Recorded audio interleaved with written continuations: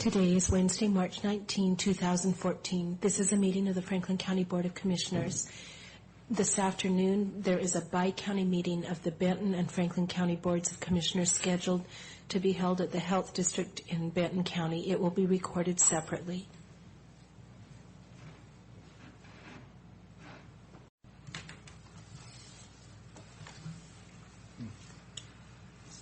It is 9 o'clock, though, according to the...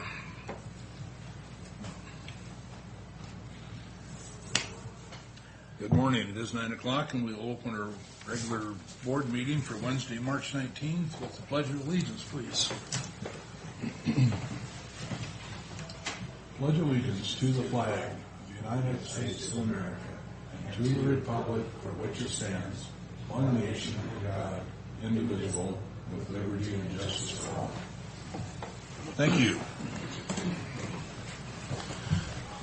Our first order of business this morning is a public hearing, which I will open at this time for the Franklin County Commissioner Redistricting Plan. This has been ongoing since our last redistrict was in 11, and we can only do it no more often than once every 4 years.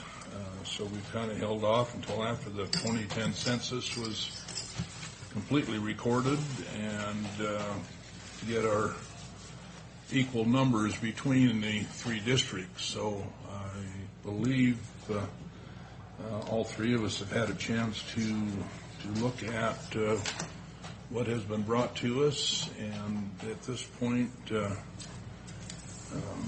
would open it to the audience if there's any pros or cons to the districting. Anybody like to speak for or against the redistricting? Anybody like to speak for or against redistricting? Commissioners, thoughts or questions or comments?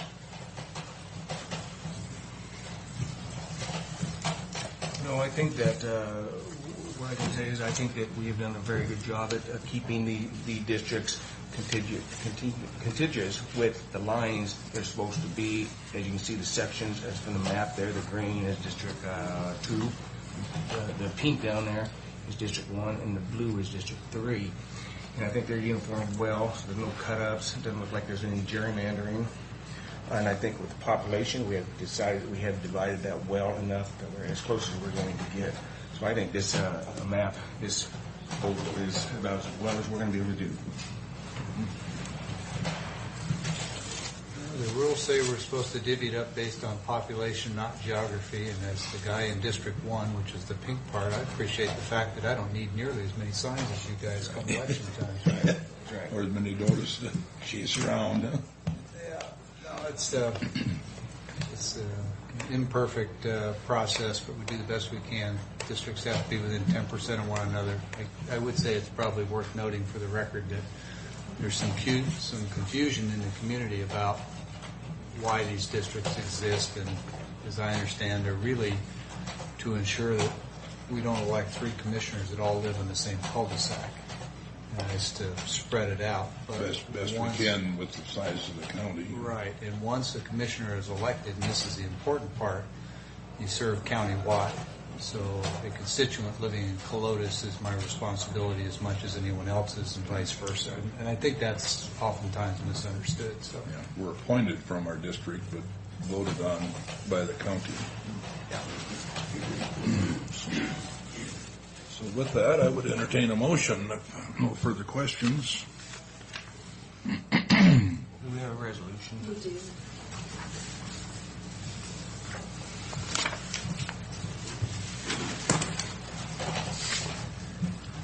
Mr. Chairman, I move that we establish a commissioner district within Franklin County, and this is District 1.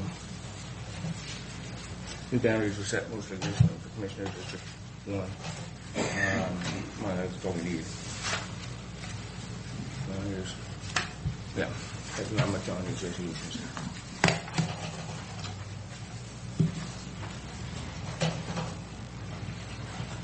As the boundaries proposed, that's Yeah. what we need to say. Okay, that's what I was waiting for. On draft to 2013 map. So, as I understand, the motion is to approve establishing commissioner districts within Franklin County as represented on the Yes. draft map. Okay. Then I will second. Further discussion? All in favor? Opposed? Thanks to Mr. Beaton and the auditor's office for their assistance in that process, and Mary as well. I think statutorily it's actually the auditor's office that has to make sure this gets done, right, out of elections.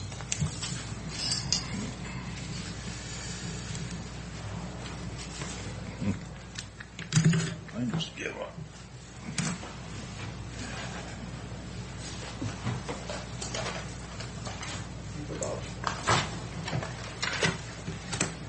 Finish this up. That's the one you gave me last week, Oh, or 2 weeks ago. Just keep passing it back and forth. yeah, we'll keep it close.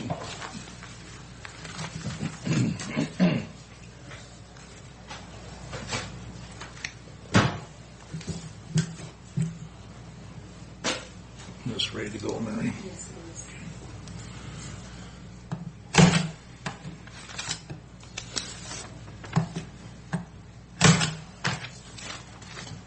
Mary, do you have a resolution for the next item?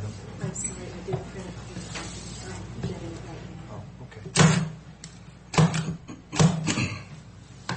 Okay. Yeah, our next item on the agenda is District 3 Franklin County Commissioner salary 2015-2018. And I thought I had printed a copy too, but I guess I didn't. It's drafted in the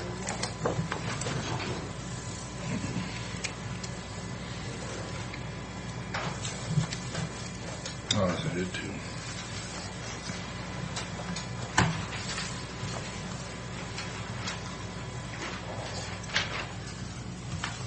Okay.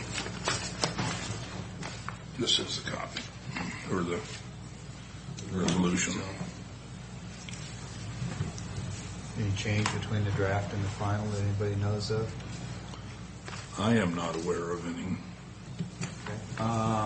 Yeah, I don't think there is. Okay. Move for approval of Commissioner District 3 salaries for 2015 through 2018 and reaffirm District 1 and 2 salaries as per the resolution presented. Okay, I want to look at this. What does this resolution state at the, because what we have a situation where District 1 and 2 are froze, and District 3 is not. And I think some of the reason of that is because 1 is an off election. You cannot change a amount, salary. So with that, as the other two districts, 1 and 2 are froze, 3 should probably be froze with it. Now, the only situation that I would say about that, if we remember back when we had the heat group study, there was 2 years where the 1 and 2 had enacted that and were actually $23,000 ahead for the 2 years by the time District 3 came along. Now, I want to make sure it's clear that District 3 is a district. It's not a person. I mean, because somebody new could be elected there in the next year. So, with that, we're talking about the position, the Commission District 3. So, if you continue on as where it's stated right now, that'd still be by the time 2016 when the other two have their election, still be $7,000 less. If you continue on with the increase, it is $337,000 less. Either way, District 3 never catches up. The law makes it so that it's really hard to keep the salaries even. However, with the fact, this is taxpayer money, this is a District 3 position, and I may not be there next year. So with that, I think we need to just freeze that one also as the same with the other two. We can just make them voluntary positions. Take the salary out altogether, then it's even for There you go. everybody. There you go. Yeah. And we could do that. All right, so to be sure I understand what you're saying,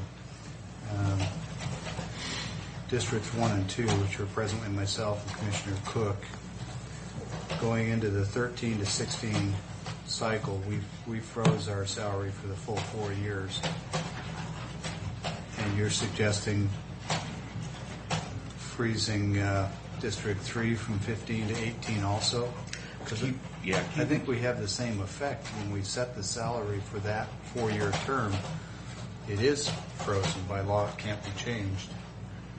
There has been a COLA rule on this, 2.5, and that did not get froze on 3. If you look at the resolutions here, it's only on 1 and 2. So actually, 3 is increased a little higher at this point than 2. In each year it does. That's why I want to freeze the COLA, the amount given. Where are you seeing that? Is that, It's on a whole bunch of different drafts here. yeah, I'm right looking here. at the final, not the draft. Well, you gotta go back to the past. Then. You have to go look back here. Here is. Let's look at the final, though. The drafts are working documents. The final is what we're... Okay, where is the final? It's right here. It's what I- Let's see what it says.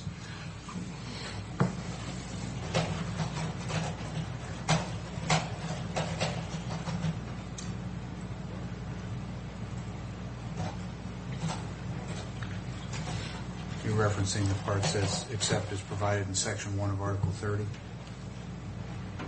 Okay, yeah, see what happens here is it says District 3 salary for years 2015, 2018 at the 2000 rate of 89. Well, right now my rate is actually at 94 right this time because there's been the increase for the last 2 years because mine did not get frozen by legal resolution. Okay, and there was a purpose for that, and that's because I was that position, I'm not going to say that position was $23,000 behind from the set date. And you were not there to have the obligation to vote on the Hay Group study. Sure. And it Long came in when before you my came time. in. Yes, it was right before your time because if you came in, then you got the new rate. And that was that was actually $22,000, $11,000 one year and $11,000 the next, higher than mine. Then you guys, then 1 and 2 froze. We all agreed on freezing. I'd like to freeze mine now at the rate that I'm at now, because what that does is it holds it there, and then of course because what happens is it's not synchronized correct. If we could actually settle these rates at the same time, at the same place, same day, it would be fair. But it is not. Yeah. So that's my position. Is just like by law, freeze it now because that term is coming up. It's time now. We couldn't do it in between. Commissioner Cook, do you have any thoughts you want to weigh in on? It's because of the fact that they say the Hay Group and District 1 and 2 were ahead for 2 years. Well, now we've been behind for 2 years, so... Those 2 years behind only add up to about $4,000. But you're right. You got the picture there. 23 and 4. Now the thing is, then 2 years when when District 1 and 2 come up, either District 3 needs to go back to keep it even, or District 1 and 2 need to catch up to keep it even. But then that position will always be behind. Oh, Matt is here. Mr. Beaton, excuse me. This needs to be set before the filing period, or is there a date prior to that? Do you know offhand? Okay, I don't know specifically. I do know that we all understand you can't change it. It would have to be before the change. It has to be effective for the next election. Right. Yeah, and it has to be set before the filing period so people interested in running know what the salary is going to be. Right. My point is I think we've probably got another week or two that we can go back and relook this. One of the difficulties of being a 3-member board is that we can't discuss this outside of a public meeting, so this is the first time hearing of Commissioner Miller's concerns. So out of fairness, I'd say we bump it a week. That would give me a chance to look at what his expressed concern is, and then we can move it forward next week. I think it's 30 days before the filing that you would have to have that agreed on. And when's the filing I date? can get the specific dates for you. Okay. I know that for the redistricting, it was important to get that in place. That had to do with putting the ballots together and all that. Boundaries, yeah. Yeah. So I'm sure it's a pretty tight timeline as well, but it may not be as tight. So I can get the specific. Okay. We can get it time. Okay, we will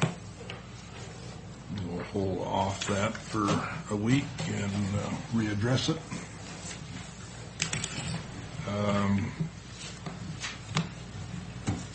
We're at a point for Dan Blaisdell. Were you going to speak for Dan this morning?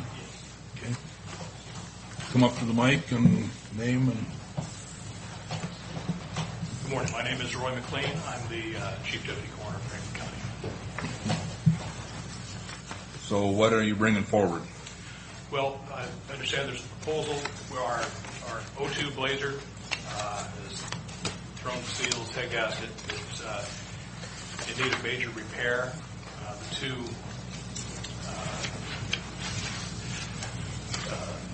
came in from the shop. Assessments were that replacement engine with the 36,000 mile warranty, I believe came in a little $4,000.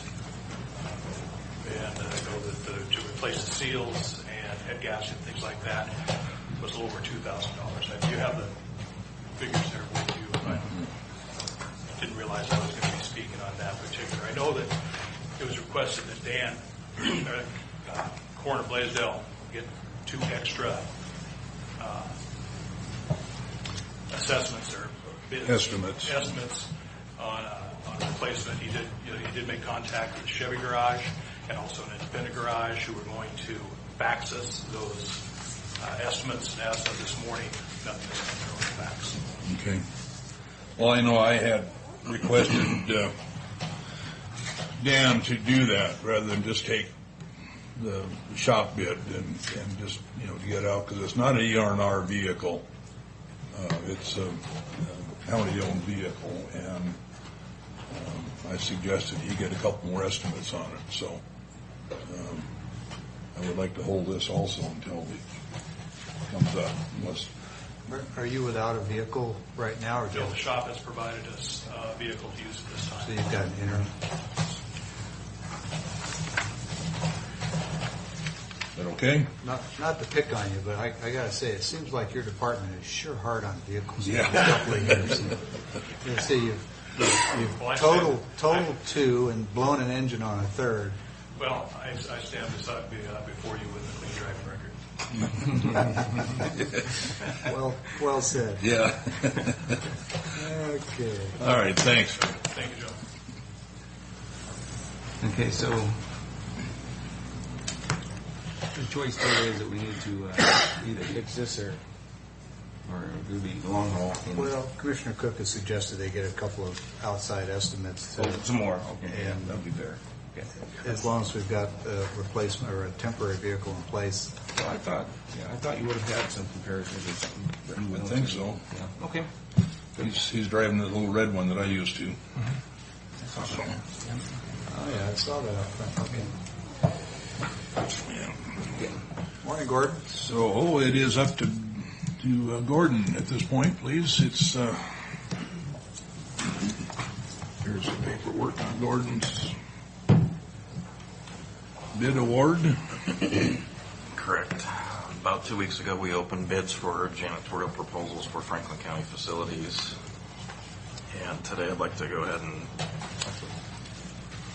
send forth those award letters that are in front of you for National Maintenance LLC. Gordon, would you mind summarizing for us that bid just for the benefit of the audience so they know why you're recommending that? Correct.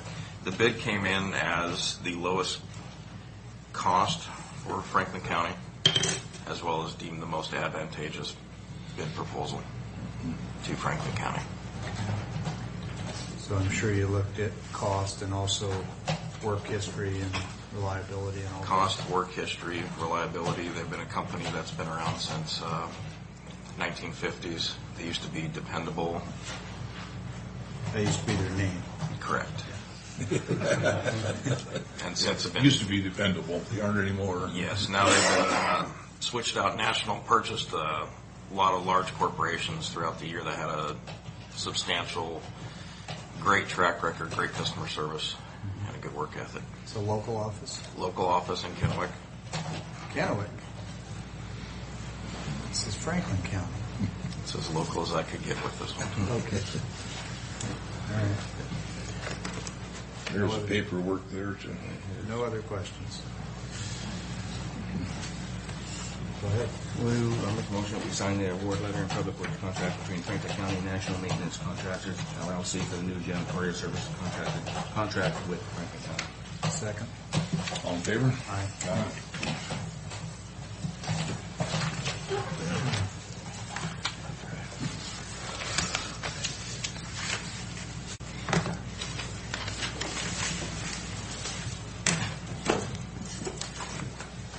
Thanks, Gordon.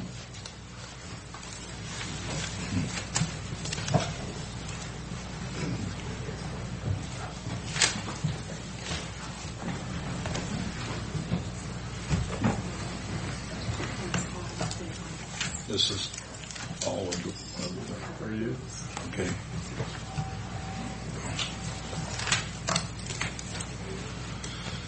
Get these signed here quick and then we'll carry on.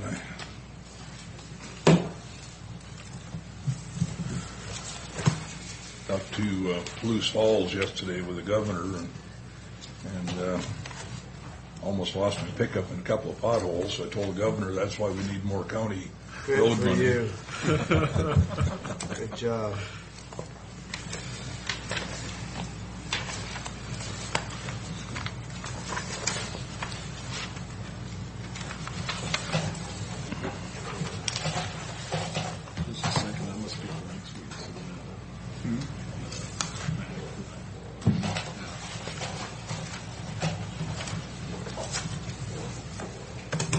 Okay, this is what is coming up with the gentleman. Well, go ahead and have you start while I sign these. Right. Thank you, Mr. Chairman. The first item we have is a petition for the construction of East Vineyard Drive, which is located north of East Foster Wells Road. As the board will remember, we received a petition on October, we received that one on October 25th, the original one. And we met with the board at that time. The petition, as you recall, was rejected by the board for the following reasons: it lacked appropriate number of valid signatures, as well as lacking the required bond. Based on the board's direction, a letter was sent to the main petitioner, and since then they have submitted a new petition that meets all of the statutory requirements, and that is what we have in front of the board today. And as you can see from reading our read-aheads, there's really a couple of options available to the board. The first option, of course, is to just direct the county engineer to go ahead and do a report on the feasibility. The other is the board can certainly require that all of the necessary right-of-way be secured prior to this feasibility study and report By the property owners. Or by the petitioner, sorry. By the petitioners. I knew the answer. I just, Yes, it's sorry. important to have that in the record. Yes, it It is. sounded like you were saying for us to acquire it. No. Okay. And as you look through, we, of course, prepared a draft resolution which represents one of the options. Of course, if the board elects to go with the second option, which is require the petitioners to have all of the right-of-way secured prior to going forward with the accepting the petition and going forward, this draft resolution, of course, directs the county engineer to do that study. So even if we do the study, we can still come back and require the petitioners to secure the right-of-way. That doesn't block us, as I understand it, into the county being, all we're doing is evaluating. I believe it's difficult because the way the RCW is worded, it says that prior to the study, the board can order that the petitioners secure the deeds and waivers of damages. So if we did the study and determined it wasn't cost-effective or it didn't rise to a sufficient level of priority, we would then, in your estimation, be barred from requiring them to do that, but we could still opt not to pursue the road, or that middle part is gray in terms of authority? That middle part to me would be gray in terms of authority, but we certainly do have the option not to pursue the road. Right. And I know they noted in the read-ahead and the discussion we had last time that the right-of-way and the damages to the, damages meaning not physical damage, but monetary damages and losses to the adjoining properties, it's going to be a significant portion of the cost of this. So having that secured before moving forward certainly improves the feasibility of this project. Any estimate of the cost of those right-of-ways? We preliminary talked about, because there's about 10 farm circles that would need modification, and then there's several landowners. We initially estimated the right-of-way to be about $1 million to $1.2 million by the time you do all the costs secure. So, Mr. Chairman, I wonder if it might not be prudent to see if there's anybody in the audience that's here today on this issue. It's not a formal hearing, but certainly you can invite. That would be a opportunity at this point to speak for it.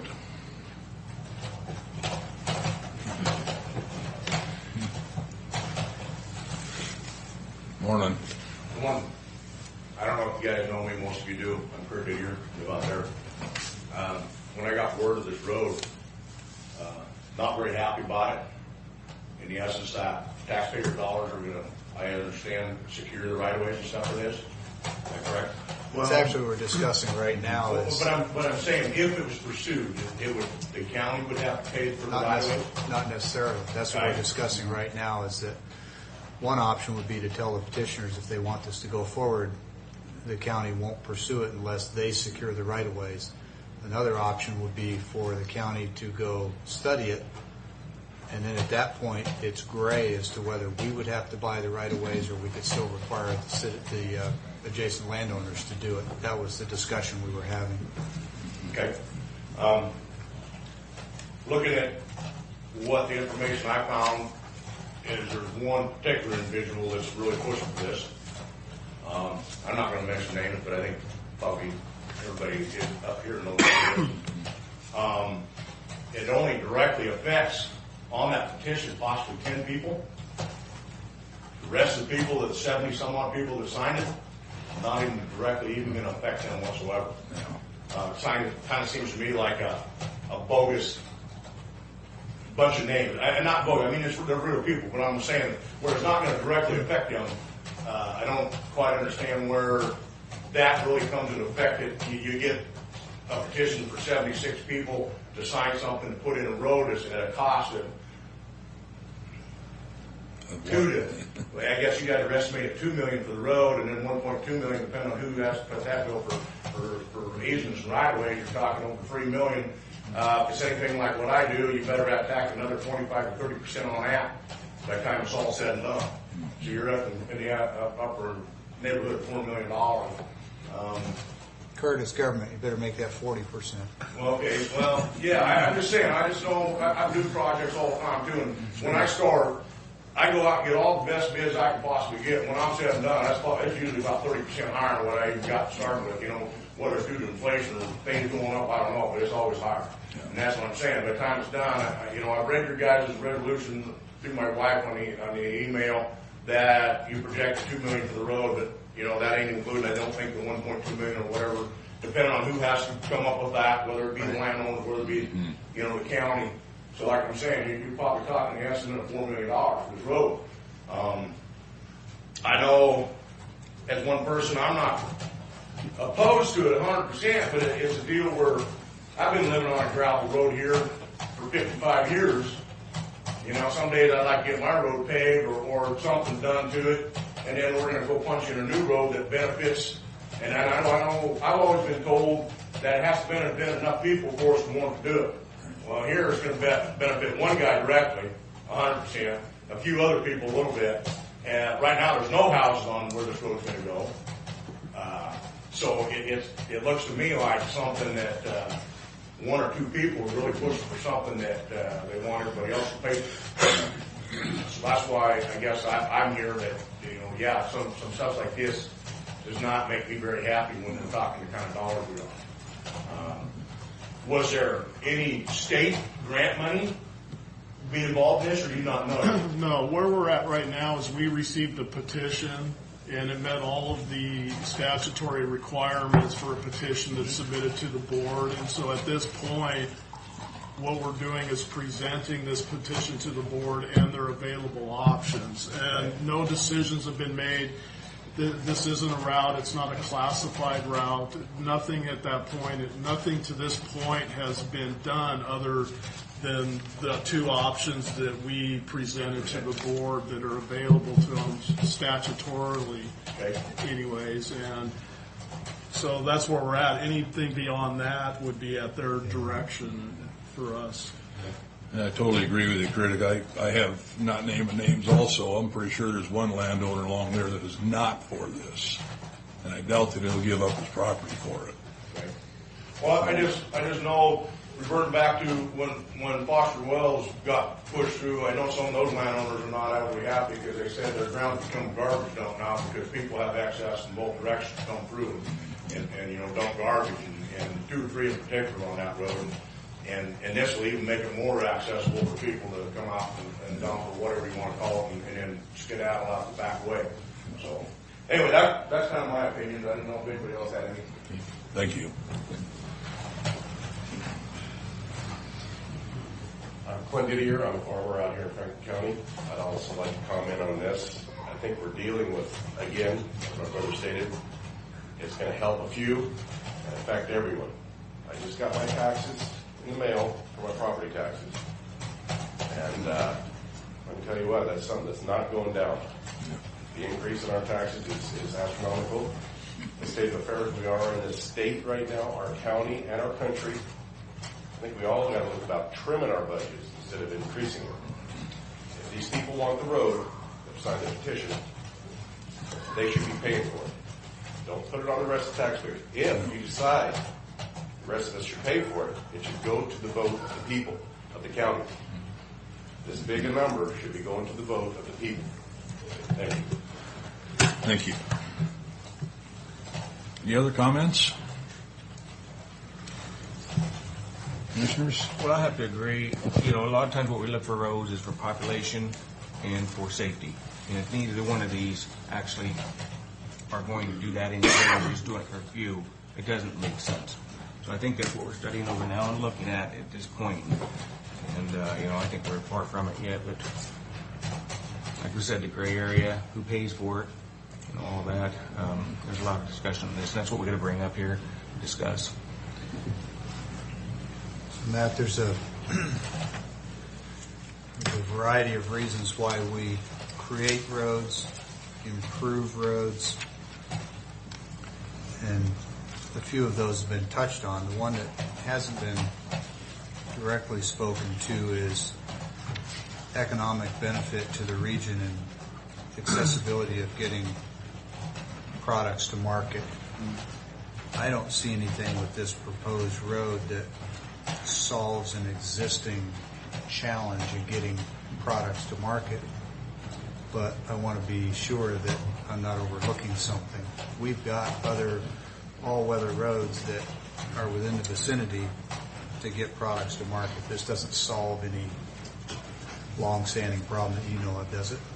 No, I mean, until this petition came in, this was not on any long-range plans that we have based on what the board has approved in the past, not that I'm aware of. Yeah. So there's an important piece of information that's missing here, and that's that notion of the legalities with a follow-up action. If we were to today say, we're going to have you go study it, that potentially closes the door on the landowners purchasing the property. Assuming that's true, could that door be reopened with a subsequent petition? Probably so. Yes, potentially. Yeah, I would say yes. If we reach the end of the study and determine the project was unfeasible, then if they wanted to try again, they would have to petition and offer to purchase. Now, is there anything in the statute that lets them pay for this road if they wanted to? There's nothing in the statute doesn't define who or how the road is paid for, and certainly if one of the aspects in the study would be funding, and a local improvement district or a county road improvement district would be an option for funding that would provide exactly that. The petitioners and the impacted landowners, or landowners that are receiving benefit, I guess would be a better word for it, they would pay for the cost of the roadway, including the right-of-way if that were the way we went. For the benefit of the board, it sounds to me like we have a variety of options. Interestingly enough, one of the options we don't have is the no-action alternative. We either have to instruct the county engineer to go review and assess and report back, call that option one. Option two is to direct the landowners to secure the right-of-ways at approximately $1 million or $1.2 million. And in that second option, that could very well lead to us being encumbered to buy the road, or to build the road. If they buy the right of way, the timing is unclear, but eventually we would probably have to by doing that. So we don't have the luxury of no option in this case. If we direct a study, there's still the potential for them to repetition later, so they aren't losing that option. And with option two, we actually put ourselves potentially in a corner. So I mean, I sense that we're all kind of on the same page, but I wanted to recapture that. It seems to me like the smart thing to do is to have the engineer go do the assessment, and then we put this in the queue with all of our other road plans. And when it rises to a level where it is the highest priority in the county, then we could move forward with it. That seems to respect the process, respond to the petitioners, minimize the county's obligation to spend money to build a road that's not currently high on their priority list. Does anybody have a different view than that? No, that captures it. Yeah, actually, I think that's a good idea to put it on the plan, because who knows, the population of something in 10 years from now could. It's a long-range plan. And there's many projects that have not been completed because of that. So I understand the thought there, and but we take care of the issue. Well, and of course, once the county engineer, Matt Rasmussen, completes his, should it be the board's direction for him to do so, completes his report, we'll provide the information that gives the board their statutory, allowable decisions at that point. But certainly one of them is that it's unfeasible for the county to construct the road, or it could be it's unnecessary. So certainly I see where the discussion you guys are talking about putting it on future plans, but in many ways that may not be necessary to do that immediately. Well, what I was saying is we have the option to do that. We're not required to do that. Yes. The other thing about a study is that if we determine that it's not feasible or it's not a fiscal priority, and this goes back to why I asked you, could they repetition? If we were determined that it's not economically feasible based on cost-benefit analysis, could they repetition? And the answer is yes, they could. But we could certainly signal that because it's not a priority, any repetition would likely fail unless it came with an agreement to pay for constructing the road as well. You see where I'm going? I will note that doesn't address all the concerns. Some of the concerns that Mr. Didier raised about additional traffic and access would still be there, but at least it wouldn't be a burden on the property owners. I would note one thing, that the statutes currently require that any costs associated with the study and the subsequent, there is a hearing required at the conclusion of the study. Those are borne by the petitioners, so it doesn't behoove them to continue to submit petition after petition once it's been denied once. They may have to wait a certain amount of time till the project rises to a level that it's more appropriate.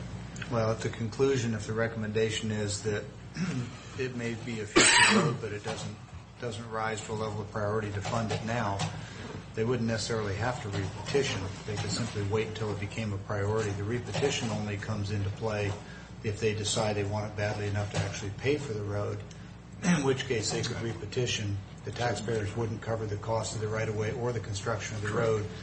The potential downside, of course, is, excuse me, there might be increased access and dumping and other issues that come with increased access. But it seems that that's the one that, at least for me, that addresses the most issues, which is to have you go and do the study. So with that, I move that we instruct the county engineer to report on the feasibility and the cost of the proposed roadway and report back to the board in due time. For a second? Yeah, I'm thinking you're at motion. The alternative would be to Yeah, Brad, very good right now. Yeah, we can go, I'll go ahead and second that motion. Further discussion? All in favor? Aye. Aye. Opposed? What I want to make clear is when I talk about the plan is, as fast as this is growing, the urban growth boundary can reach out there. That's why there's a potential that eventually there will be population safety and stuff. And that's just far from thinking, that's the only reason why I mentioned about the long-range plan. Well, I think it's unlikely, but in a purely hypothetical sense, if you built two big processing facilities out on that road somewhere, you might need the access. But for crops too or something. But we don't have that today. Yeah, I agree.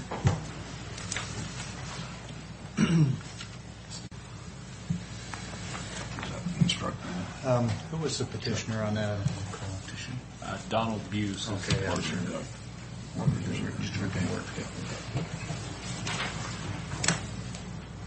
All right. Would you like me to move along? Please. Okay. Next item we have is a county road approach policy. This would be a replacement of the existing county road approach policy. I do want to note that the fiscal impacts in this, the cost of improvements is borne by those individuals benefiting from the construction, and that's per RCW 3675-130. What that effectively is saying is that those people that are wanting to have access to a county road, it's their responsibility to bear all the costs associated with that.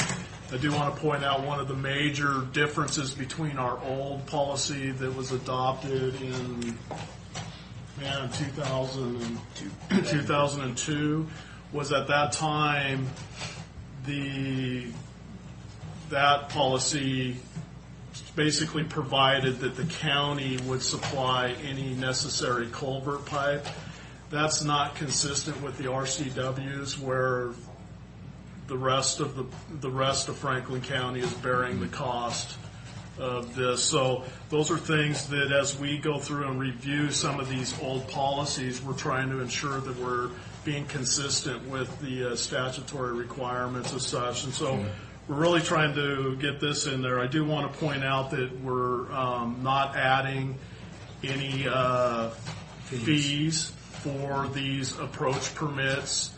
The only fees that may exist for any type of approach are those in more industrial commercial, and that's because studies need to be done, because if you're going to be influencing or adding to the traffic volume, it's important that an appropriate approach, and in some cases, as we know, left turn lanes may need to be added, right turn tapers, right turn lanes, and whatnot. So there's a lot more involved in those types of approaches, and so we did want to state that in those areas, those then go directly towards our current policy for the utility working within the right of way. So we do want to point out those are the major features of that. Other than that, it's also just making sure that we're staying current with current design standards. And those change, not very often, but when they do, it's important that we, of course, update our standards at the same time. So, Matt, just to round out the discussion for the record and for anyone who's listening, in 20 seconds or less, why do we need approach permits? Why can't people just come and go from their fields wherever they need to or want to? Well, the first one I'd say is safety.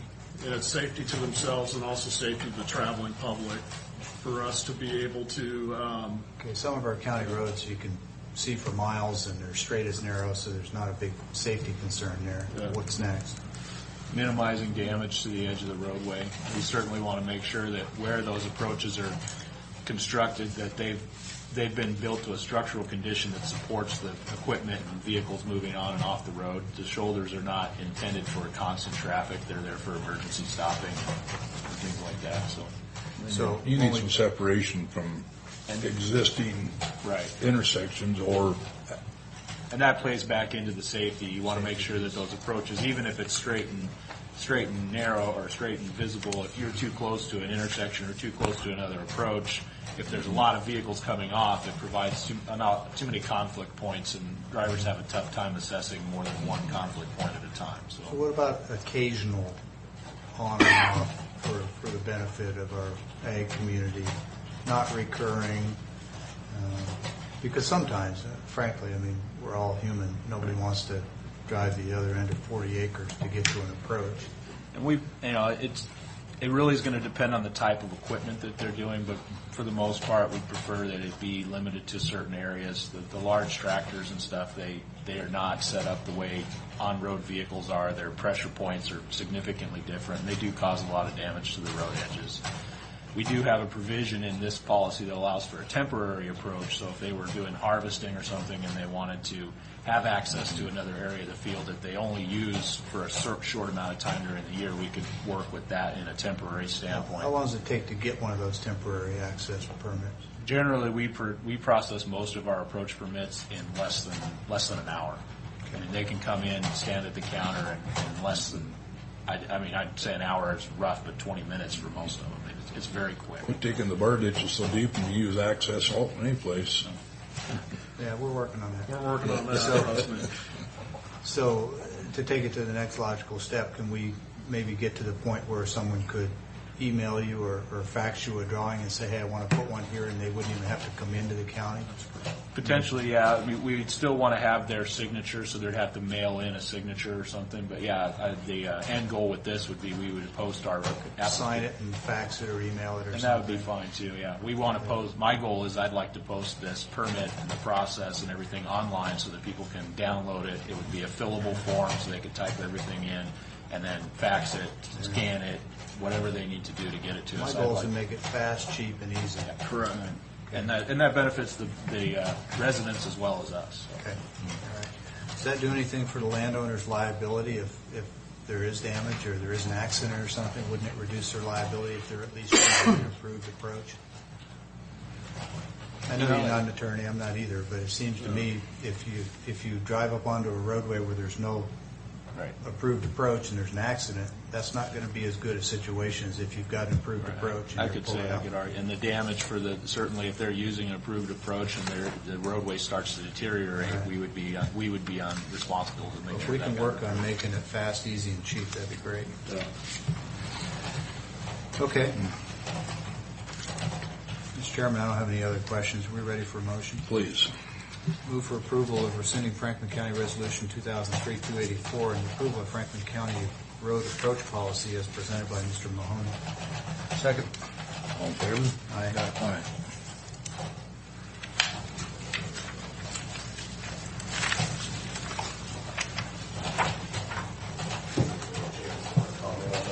Yeah. Sure. Well, again, I would like to talk about the borrow pits because I've had my issues with it. And we're talking about approaches. As a hay farmer, when we get a load of hay out there on a gravel road, which I farm next to a lot of gravel roads, we don't run the other field into the field. We had the accident on Ione Road that took a young lady's life because the borrow pits are being put on these roads for a 100-year flood that we've never seen in all the years I've been here. I went through the process of filling out the paperwork to maintain my own borrow pits, and yet the road graders were out there in the borrow pits again just the other day. I have asked now for signs. I'm asking you, what recourse do I have if they continue to get in the borrow pits that I'm maintaining? What recourse do I have with the county? Well, and I can speak to that because I'm aware of what's going on, and we've certainly been working. I'm getting with the road supervisor to make sure that doesn't happen again. You do have a permit, and as long as you're maintaining it in accordance with that permit, if they're out there doing it, I need to know about it, and we'll put it back to the situation, the state that it was in before they went out there. But I'm going to ensure that they don't go in those areas that we've approved you to maintain again. Okay, because I put some rock there by the Civic Pride on Otopee West, and moved that into a pile. Okay. Down on my hayfields, there's big piles of debris. If somebody hits us at a 35-mile-an-hour speed limit, they're going to go their home. Okay. Could have another crash. School buses are traveling the road. I think we need to pick up safe. All right, thank you.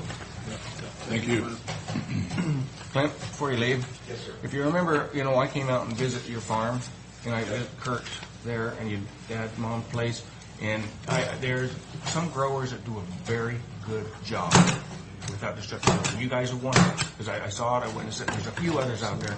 What happens, we get some people that do tear on the road, turn and spin, and that's some of the problem. But I would wish that we could do something, and I have talked with the prior management, we have, in the here also, that we can do something about that, because you guys do a very good job, and I have to compliment you on that, keeping the weeds away from bar pits, keeping that level, and I understand safety on the bar pit, so. It gives the car the avenue to get off the road. Exactly. Flat tire, or if they got to get off the road. When you have a borrow pit, you're stuck on the road.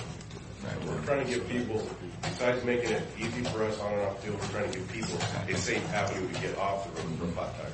And that's part of what these guys are going through all the time too, is, like going up Glade North, they slough the sides so that you can drive off the road without rolling right away. At one point in time, the road was narrow-lipped so tight that you had to go into the borrow pit to go by the school bus. Yeah, the bus pit, that's where I came out before, the bus couldn't get around. That was down on this road. There's another one problem we got is because agricultural now are getting bigger. Used to be Yeah. 10 foot ditch. Yep. Now you go out there and won't stay in 16, 20 feet one. Yeah. You got a deep borrow pit, you can't get off the road if you need a car. And you 20 foot wide, you take pretty much, especially guys 4 wheel big, they take up the whole road. Yeah. So where do you go? And I'm not saying you can't have some borrow pit, but when you can't even get off, you're in trouble. I think we all agree. You and I have talked about this a few times. In fact, Super Bowl Sunday, we looked at your road out by your haystack there. So that gravel road policy that we talked about is written. It's been sitting on the shelf on purpose for a while because we gave instruction to the grader guys on what to do. And the idea was, let's try it, let's see how it works, let's see what compliance is.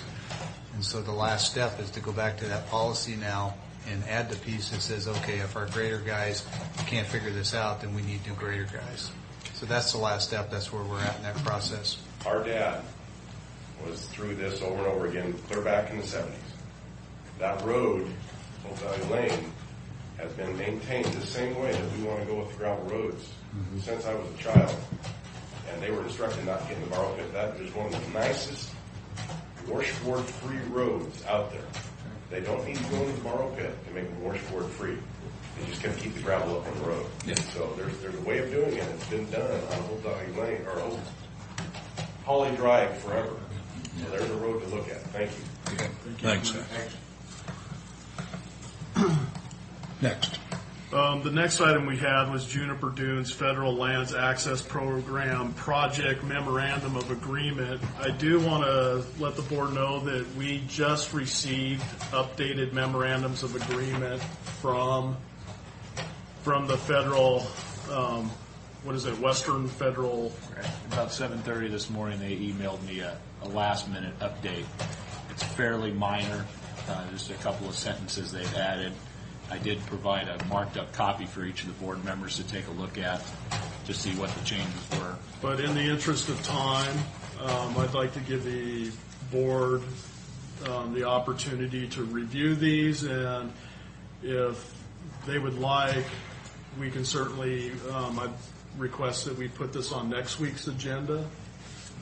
So I don't want to force anything down. We do have copies that have been highlighted and do have the tags on them, like Matt said. They are fairly minor, but again, I do not want to put the board in a position. I don't want to pretend that it's vital that these be signed today either. So, Okay, well, let's look at them and readdress it next week. okay. So we'll bring it back next week, and then we can get these to Mary this minute. So Matt, on the parties to the agreement, it's clear what the addition is. On the owner of federal lands to which the project provides access, it says change. What was changed? Now it says interior and BLM. It used to say Juniper Dunes Wilderness Area, Oh, okay. so the BLM asked it to be changed to BLM. Name the agency, not the property. Okay. Because it does say owner, not which property. All right. Yeah, unfortunately, you're going to have to use the originals that were submitted with your and make the comparison. We didn't provide those. So. All right, the next item we had. I think that's copies for each of us. Isn't it? Yeah, those were. Oh, is that what that was? Yeah, we're providing highlighted copies for. I'll just give you back the original package if we're going to delay this. Yeah, well, I appreciate that. And we can certainly resubmit the package as well with all of the updated information. The next item we have is a resolution initiating a county road project identified as County Road Project 608. This is Glade North Overlay 3. And also a resolution to approve local agency project prospectus and local agency agreement for CRP 608, Glade North Overlay 3. This is really, of course, initiating this project. This would, we're looking at the structural overlay and widening of Glade North from Self Landing all the way up to Sagemore Road from Glade North to 395 is an all-weather road, as well as Glade North up to Self Landing. So this would certainly help in completing that missing link for an all-weather system to get to State Highway 395. What we're asking now in the resolution with the local agency agreement is for the funding of the preliminary engineering phase of this project. As you notice in your read-aheads, we're estimating the cost to be quite high, and we certainly don't have those funds secured yet. So we'll certainly start the engineering phase, get this done, get closer to actual construction cost, and then we'll be looking at all of the available ways to get this completely funded out to get it constructed. So, Matt, historically we have pointed out that getting the PE portion done enhances our opportunity of capturing grant monies, monies that come available unexpectedly. This is no different, right? That's correct. Okay. Because you're right about the total cost at about, I think I saw 3.6 for local agency. Yeah, 3.7, yes. Yeah. Yeah, that's not going to happen out of our pocketbook anytime soon. So.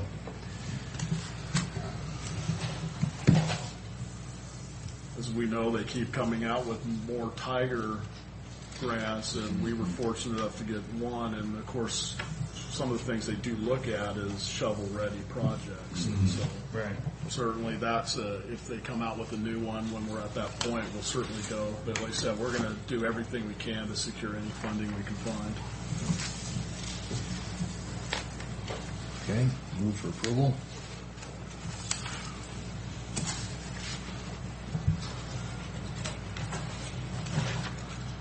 Mr. Chairman, I move that we approve the initiation of the County Road Project CRP 608, Glade North Overlay 3. Second with discussion. Discussion. I want to clarify that the motion is intended to approve the expenditure of funds for the PE portion of the project only at this time. As in, there's no right-of-way acquisition or construction at this point. Agreed? Yep. Portion. All right. All in favor? Aye. Aye. And we need a motion for the local agency project perspective. So on the second page of our ASR, we do have the second suggested motion.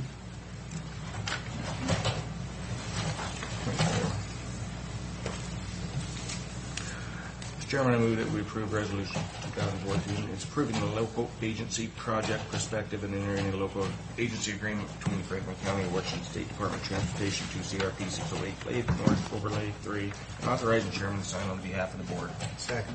All in favor? Aye. Aye.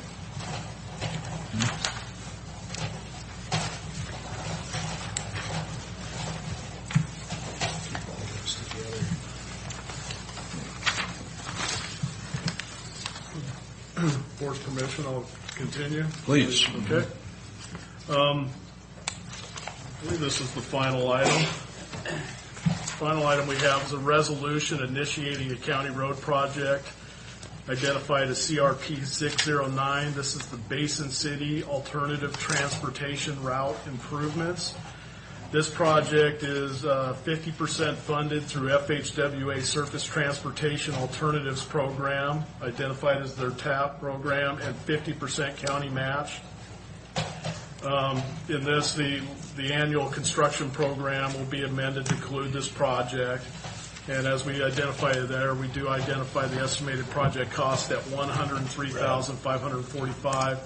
And this was the project that we have talked to the board about in previous meetings, where we'd be looking at utilizing some of the paths and trails funds that we have to aid in the funding of our 50% portion.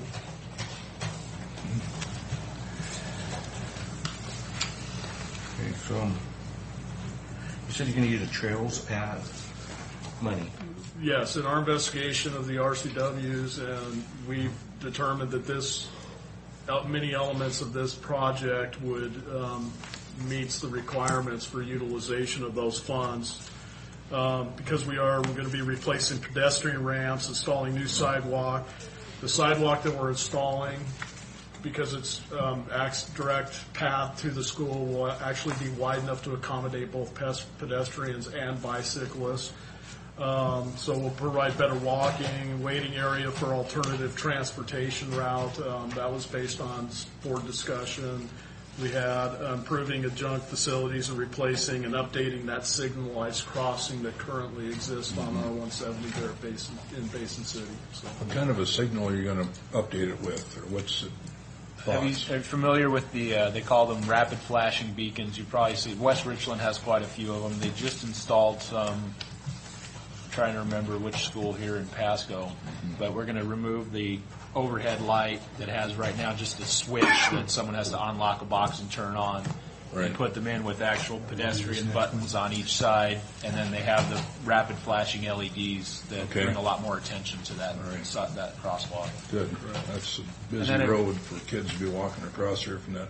Right. This will also allow people to use it at any time of the day versus just when the crossing guard is out there. Mr. Chairman, move for approval of a resolution initiating a county road project designated as CRP 609 Basin City Alternative Transportation Route Improvements as presented by Mr. Mahoney. Second. All in favor? Aye. Aye. You guys want to?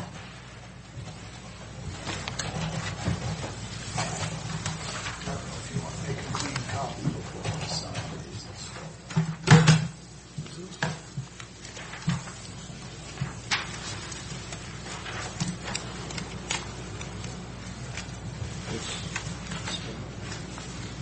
Yeah, it's going to be R-O-F-O-R.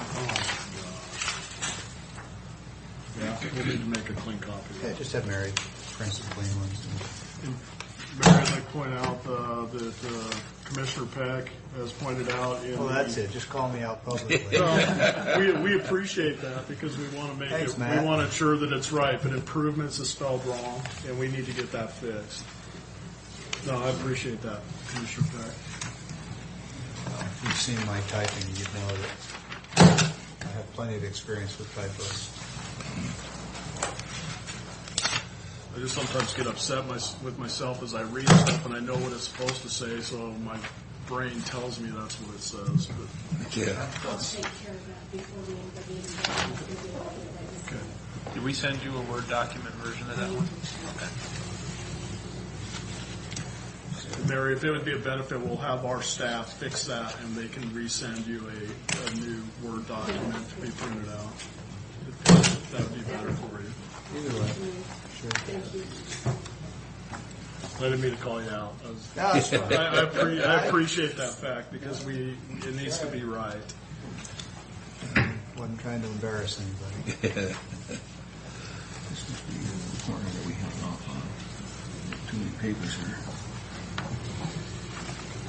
That was the last of your business, Matt? We'll be sticking around for further. We do have an item on the Oh, yes, we do. on the consent agenda and and otherwise. So Yep. Great. Thanks.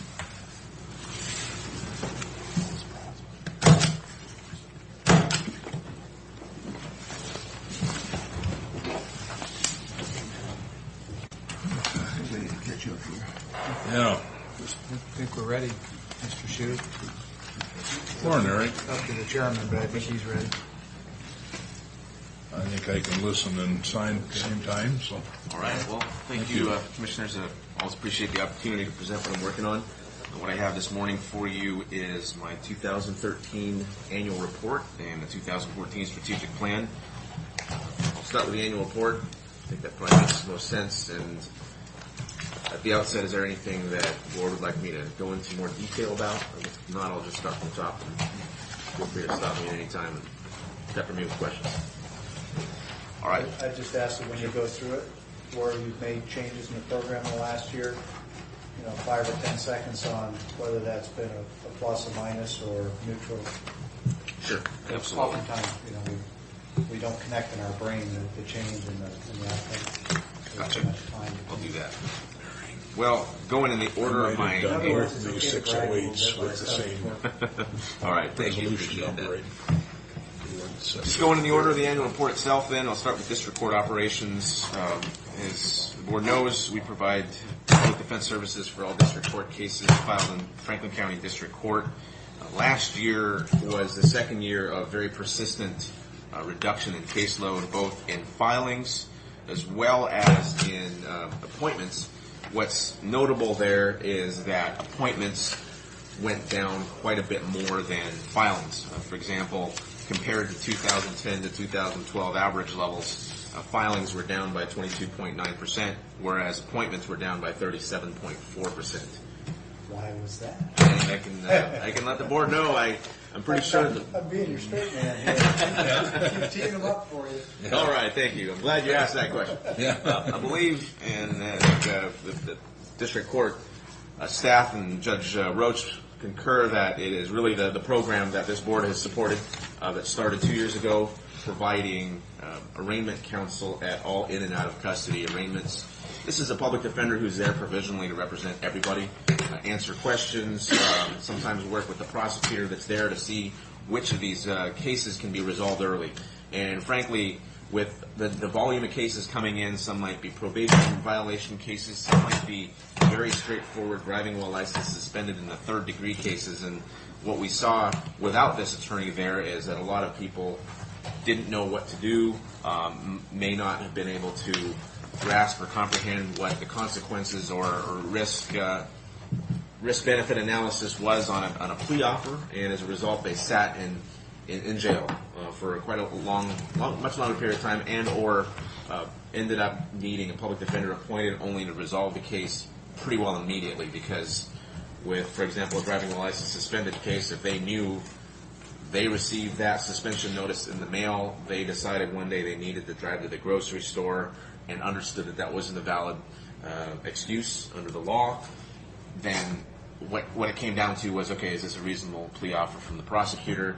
And that attorney would be someone who would be experienced to say that looks like a good one. Let's talk about your other situations, okay, or your other circumstances, maybe how badly you need a driver's license, things like that, and help them get it resolved. And it looks like, based both anecdotally and speaking with that attorney, from my understanding of jail numbers going down, as well as what we're seeing here with the appointment numbers going down substantially more than filing numbers, that's been a success. So this is, To summarize, Tony, if I got this right, we had concerns about the cost of providing these defense counsel for all these cases right up front, but we did it, we made the investment, and the payback has been that on the backside we've got a vast reduction in cases that are going forward. And so there's a huge net benefit in savings. I believe so. And on top of that is the risk management savings. Right. And as I initially presented, when I presented this initiative in the first place, this is one of those gaps where the court rule says a person arrested should have access to public defense counsel if they can't afford counsel at the earliest possible point. We were concerned, frankly, and I was concerned and represented to the board that this appeared to be a potential liability risk for the county. Well, they say opinions are like belly buttons. Everybody's got one. And the neat thing about empirical evidence that you're giving us is that it takes the opinion out of it. These are the actual results. And I think it's a good upfront investment. Sure. Thank you. And on top of that, we've been able to change the staffing model for district court as a result of these persistently low numbers. And so the staffing model in district court used to be 2 attorneys that we called pretrial attorneys. They handled criminal cases that got appointed to them out of arraignments, and they were both appointed up to 200 cases a year under the contract. Often they exceeded that, and so sometimes there would be a total of close to 500 cases for the year. With the annual numbers getting so low, we decided that it was, when I say we, in consultation with district court, decided that it really didn't make sense to have the 2. We reduced that number to 1 and have 1 additional attorney who is under contract to handle all probation cases only.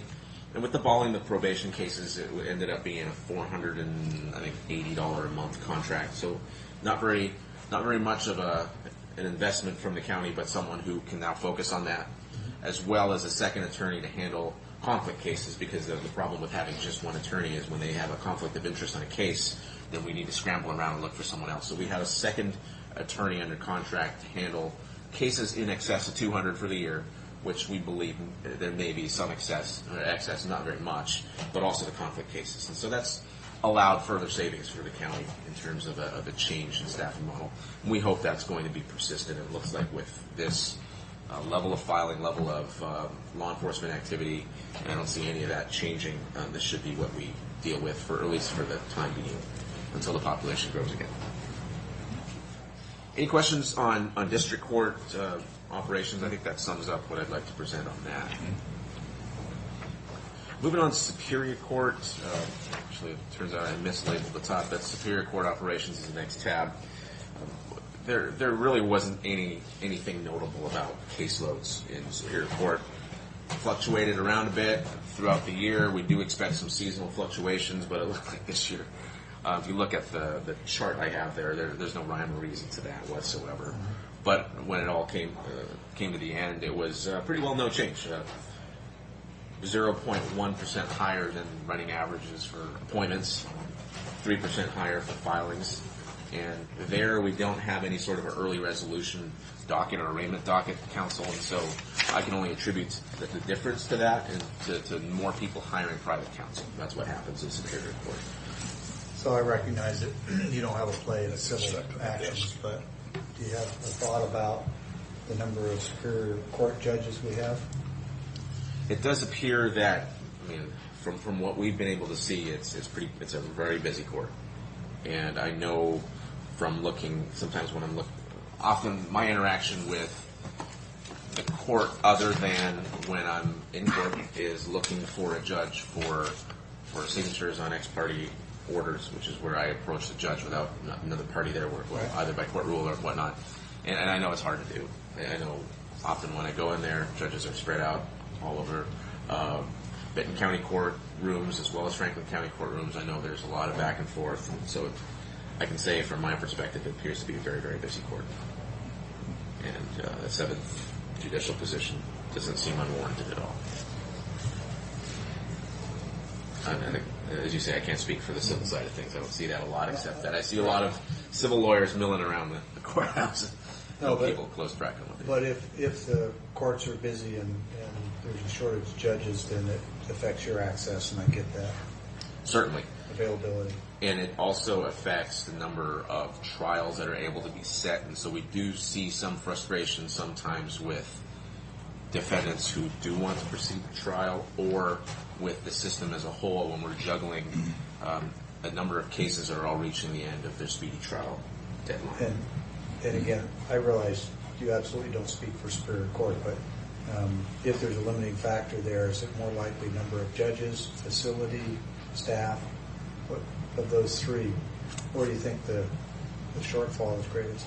From what I can see, it is the number of judges. There are a number of courtrooms in Benton County. I think there are 3 here as well, and I've never seen a situation where there's a judge available but no courtroom. I've seen the opposite quite a bit.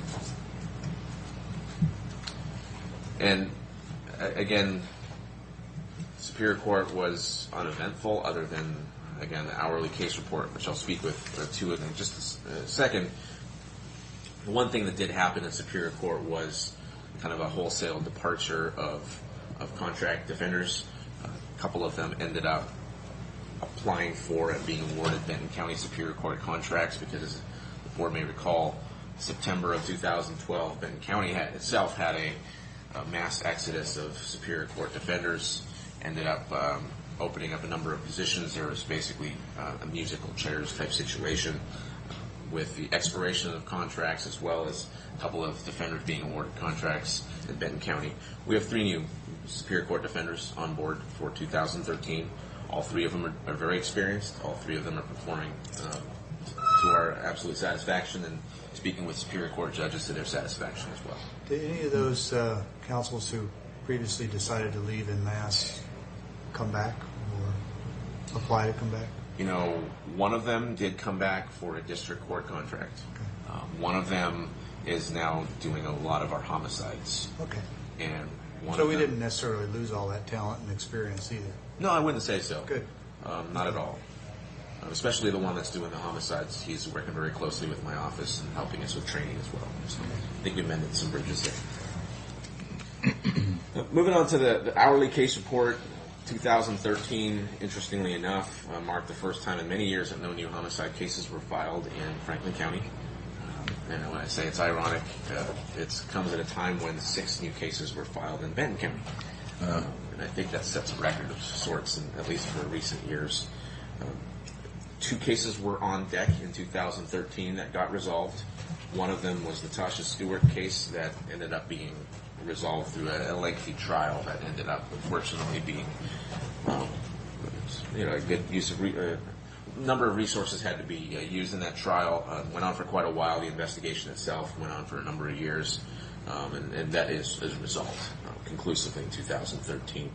The second one was almost the opposite. It took I think a year and a half, but it ended up being resolved with very little fanfare, with a what they call a stipulated facts trial before a judge. Basically, all the facts were presented as written in the police report. The judge made a decision.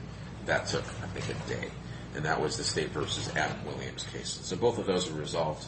At the time when I first started thinking about writing this, I was almost able to write that there are now no pending homicides in Franklin County. Unfortunately, that's no longer the truth. There was a homicide from earlier in 2014 that has been assigned to my office, and so we do have one in Franklin County that is pending at this point. With that, I finished with the Superior Court portion. I'd be happy to answer any questions about Superior Court operations for 2013. And the final operational update I wanted to present to the board was a little bit of a change in responsibilities for my office. At the request of Superior Court, I've been working with juvenile justice and taking over more of their responsibilities. A number of them are probably make more sense that my office handle, and those are the requests for funding and the actual payment of funding for investigators and experts and whatnot for juvenile cases. The judges have felt for a long time that there's a bit of a conflict of interest, or at least a situation where they need to be less than unbiased as they would like to be.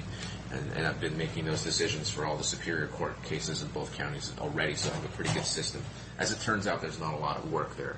I think since 3-4 months ago, when we maybe even 5 months ago when we made the decision, I've only had a handful of requests. But I will be taking over that function from juvenile justice.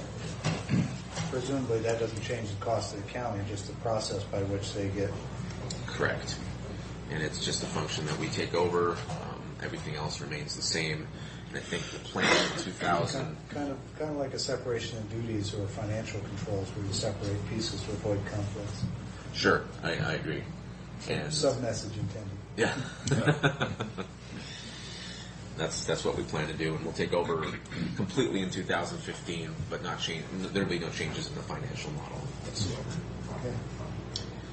Now, the next portion of my annual report is kind of a recap of goals set in the 2013 strategic plan. I always like to do that just to bring my office a bit of accountability and report back to the board about what we're working on. The first goal we set in 2013 was to work on some performance metrics that actually mattered as far as the representation of cases, office operations.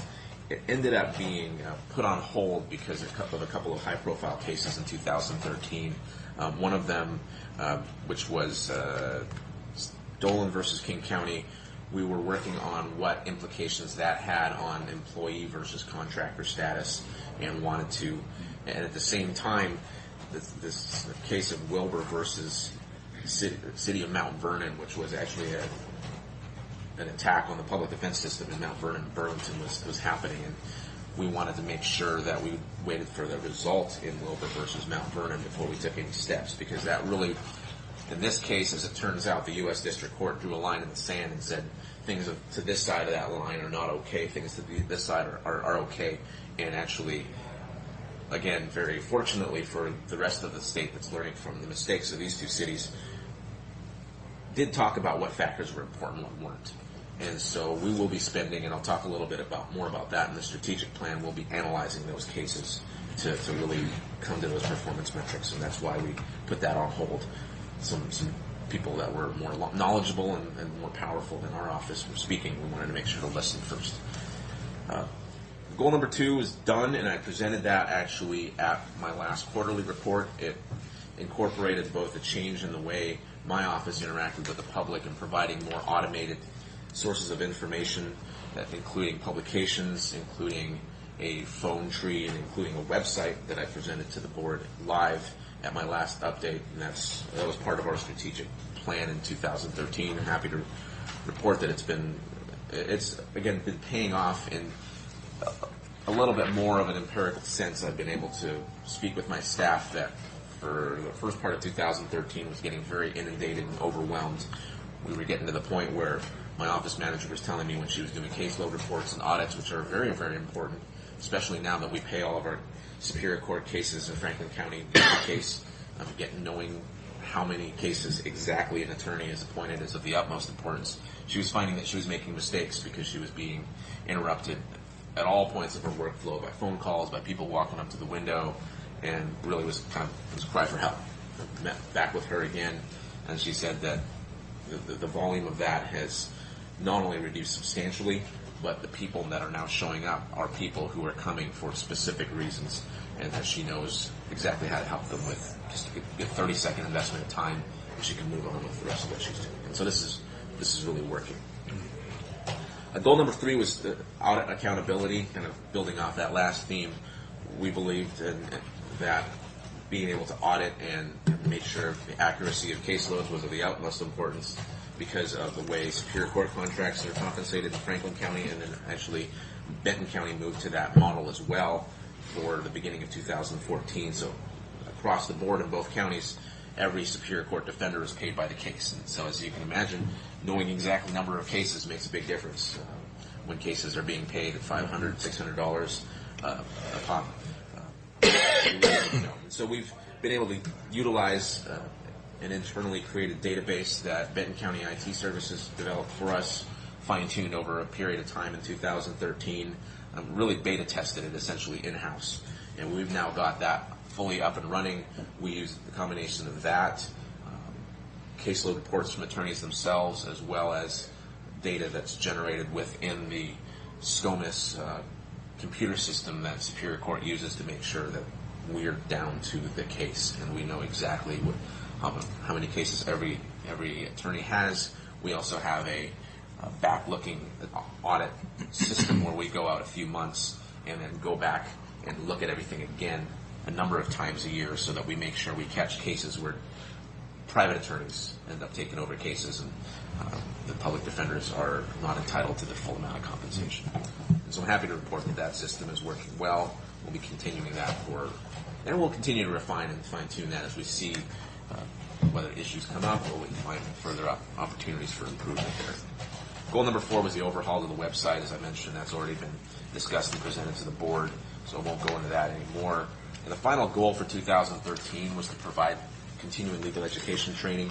The goal was to provide 12 hours. My belief is that continuing legal education training is one of the best ways to ensure that our public defenders always provide quality public defense to the clients, and so ensure that we're doing what we're supposed to do and doing it the right way, as well as protecting the liability interests of the county, because, of course, the failure for public... 12 hours per? 12 hours was the total that my office was providing free of charge to our public defenders throughout the year.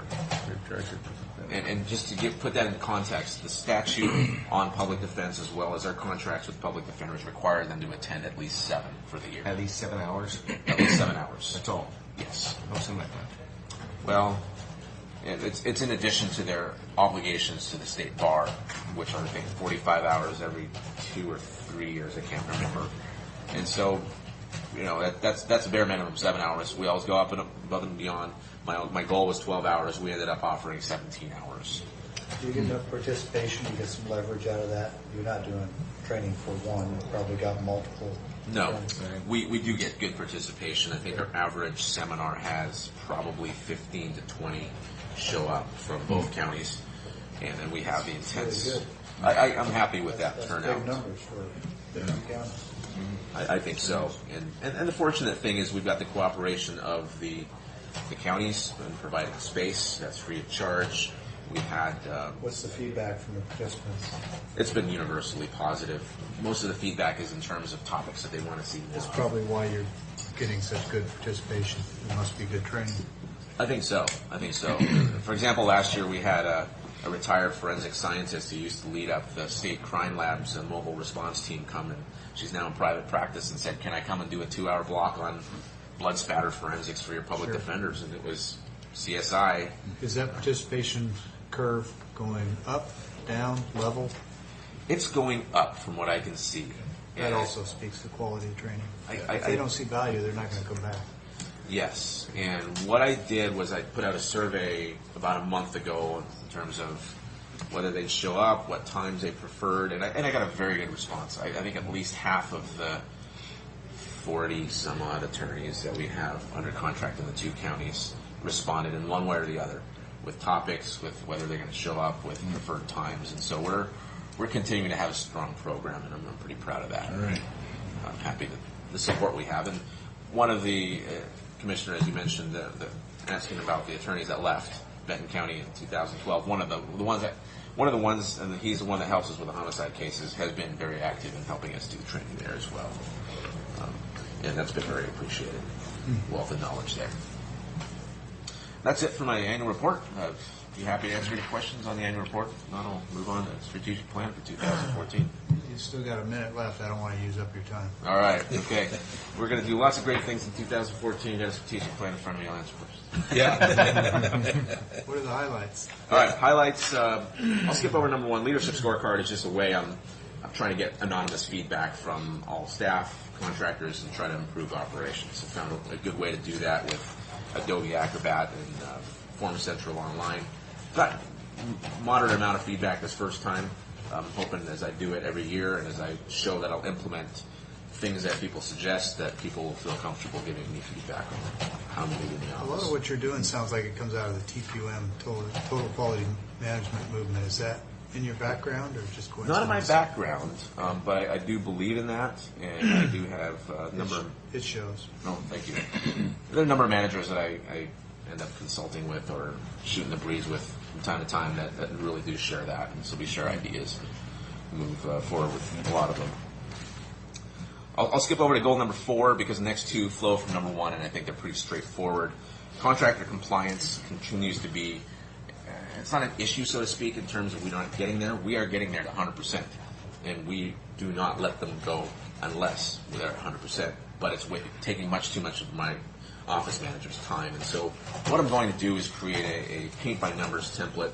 I'm going to be doing some mandatory training with contractors, and then leveraging the power and goal number 5 of fillable forms, more online automated mechanisms in terms of contract compliance. I want to make it as dead simple as possible to stay in compliance, and then start really ratcheting down the enforcement level on an even tighter basis, because there's just no reason why contractors should be out of compliance for any period of time. We don't let them anyway, but again, use of resources. There's easier, better, and more efficient ways to do this, and we're trying to make sure we do that. Moving on to the forms, just another quick deal on we're moving forward to standardize forms across the board. We're kind of a form-driven operation. We've got forms for just about everything we've been creating over the years. Some of them match up, some of them don't. What we're going to do is start from the ground up, put everything on. We just purchased Adobe Acrobat Professional, and we'll probably be subscribing to their cloud service that allows us to really be consistent across the board from the entire life cycle of dealing with us, whether it's contractors, vendors. We're going to make that automated. We're looking at the possibility of using digital signatures. We'll have to be working with the auditor's office as well as the clerk's office to get that up and running. But what I believe is in our future is much more of a paperless operation, and an operation where people can interact with us and do business with us wherever they are, whether it's on a tablet, phone, computer. Just want to make it easy, and I don't want obstacles in the way of efficiency in our office or any operation our office is involved with, because paper needs to travel somewhere. So that's the goal. And then finally, as I mentioned, the case of Wilbur versus City of Mount Vernon was a pivotal case in 2013, because for the first time, not only did a public defense system get roundly criticized by the judiciary, but they actually said why. And so, as I mentioned earlier, I'm a firm believer in learning from other people's mistakes, and so we'll be piecing through that very carefully and looking to see what needs to be done, what we're doing right and want to continue to do, what we can improve on, and then what metrics need to be monitored as we go to make sure we stay on the right course. I attended a Justice Initiative conference earlier this year, just actually a couple weeks ago, where plaintiffs' counsel for the Wilbur case were there. I did hear from them directly, and it was actually pretty informative, and did learn about a lot of what they looked at, what was important to them before they decided the system was so broken they needed to file suit. We're taking that, a discussion that we'll have on our next continuing legal education seminar, and as well as a lot of internal discussion with my senior staff to craft this system and to really, like I said, take that case and make sure it's something that we learn from. My overtime now, 3 minutes. I think a lot of the rest of the strategic plan, I hopefully speaks for itself. I'd be happy to answer any questions right now, or if you think of questions later, I'm always happy to answer questions. And you cited compliance issues. Most of your vendors that you're having these compliance issues with are attorneys, right? Correct. So this isn't a lack of capacity to comply. No, it sure isn't. It's a lack of will. And I'm just going to guess that you probably have figured out some ingenious ways to improve their willingness. We've been working on that, and attorneys, unfortunately, can be a stubborn bunch. Yeah. Well, speak from. Yeah, I'm going to pass on the opportunity to tackle that one and just say that we do have other avenues. I mean, when contractors don't comply, and there are things that we need for contractual, either consistency or compliance, then we find new vendors. Yes, and that's. I realize that's the last resort, but I just wanted to kind of put that on the record because you never know who's listening. Absolutely, and I think that's going to be the core message that we have. We already have interim messages, or that and mechanism. They don't get paid, for example, in certain compliance issues, and we'll get frantic phone calls asking about where their check is, and the answer is, well, you haven't complied with this and that. Comply, and we'll pay you. It's in your contract. And sometimes it's surprising. It's quite a carrot. Yes, surprising, unfortunately, that contracts aren't read. If you're in compliance, all these training classes you put on are free. Great. And if you're not, maybe they're not. I don't know. I'll leave that up to you. Maybe. Last question. Yes. Superior Court, there are there's some talk of software enhancements, and again, I know you don't speak for Superior Court, but does any of that current or proposed software have a direct impact on you or your operation? I would imagine some indirect in terms of efficiency of the organization. If the Superior Court's more efficient, then it's going to help you be more efficient. But I'm sure that there'll be the case as a general proposition. Unfortunately, I'm not sure of the specific natures of what they. All right. They might be speaking of the digital archiving. I'm not sure if that's. Well, that's part of it, but there's some, as I understand it, there's some case handling too. And I just thought if they're more efficient, they've got more judges, then how does that indirectly affect your operation? It sounds like the question is premature.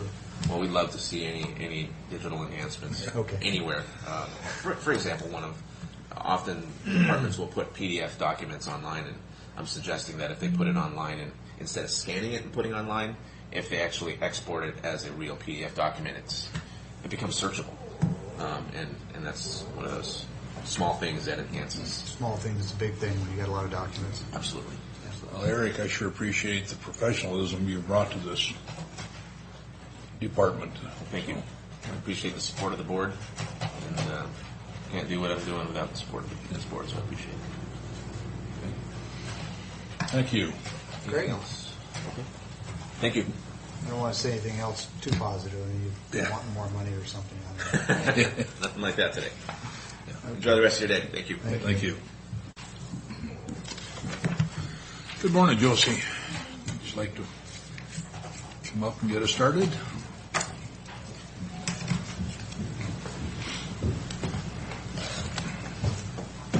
Mr. Chairman, I'm going to step out for just a moment. I've got a matter I need to attend to. Okay. Well, maybe we should just take 5 minutes. Would that be all right with everybody? Why don't we do that? Please. Take a recess from 5. Reconvene, please. You don't want to drink coffee here either.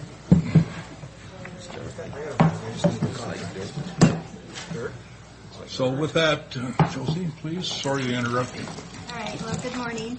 I'm here on the refinancing of the two bonds, and based on the upgrade at S&P rating the county received last year, the reduction in interest rates, it's become advantageous for us the county to refinance our 2003 and a portion of our 2005 limited tax general obligation bonds. I have Jim Nelson here from D.A. Davidson as the bond underwriter, and also Jeff Nave from Foster Pepper as the bond counsel.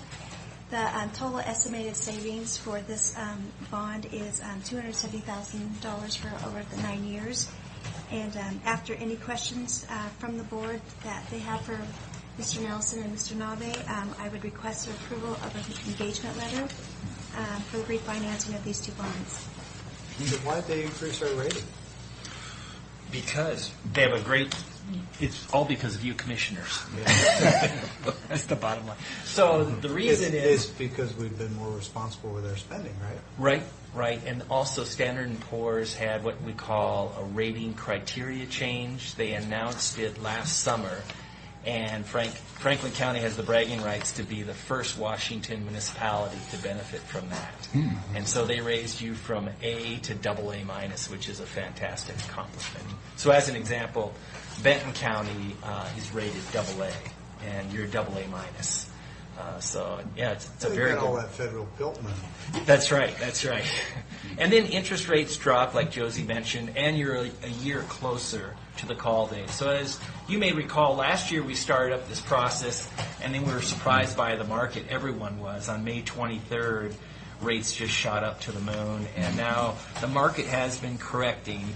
If you watch the news this morning, everybody's on pins and needles on what the Fed will say, what Chairman Yellen will say after the meeting. So there is an outlook in the future for higher rates. So I think it's a great time to move forward and take advantage of these savings. We just had the practice conference call yesterday, and so I want to thank the Treasurer's Office and the Auditor's Office and Fred's office for participation. We'll have the real rating call with the Standard & Poor's analysts tomorrow at 3 o'clock. That'll go for about 60 minutes. There's a 30-page presentation we'll run them through, and then we'll find out the new rating grade, which I would guess they'll probably just reaffirm your rating grade at AA minus. Not much of a chance of changing it at all? Well, you never know. We're kind of turning over every stone, looking at all the fund balances, looking at all the what I call the hot button selling points for the county. Look particular at our newly created policy on reserves and how much we've added to our reserves in the last year, we're in considerably better shape, I think, now than we were the last time we went through this process. That's right, yeah. And you have a stronger economy also. Yeah. So, great. And so then the schedule going forward is we would receive the rate and grade around March 27th, begin marketing the bonds, and then probably set the final interest rates around April 2nd. I've just got a question on the two bonds, the 2003 LTGO bond. That originally was 2003. That was the first time that RV park was built. 2003. Yeah, that's correct. Okay. Same with the other ones, 2005. And that is for roads and buildings. Right. The 2005 bond was already advance refunded. And so the IRS says you only have one opportunity to go to the well. And so because of the compression between tax-exempt and taxable rates, it's actually cost-effective to refinance it again on a taxable basis. And so the 2005 bonds refinanced the 1995 bonds, which were track-related, the 1996, which was criminal justice, and then the 1999, which was economic development, track, and the ice rink. And so, the 2005 refinanced those three original issues, and now the county is going to refinance the 2005 bonds.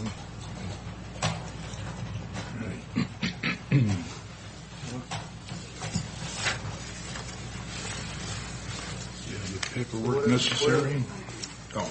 What's the total estimated savings before expenses?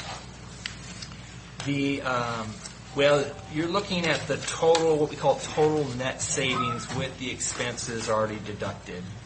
And that's roughly $275,000. Rates are moving around, up depending on the week, up and down. But I would say you're going to save roughly $29,000 to $30,000 a year for the remaining 9 years. So you're not extending the debt.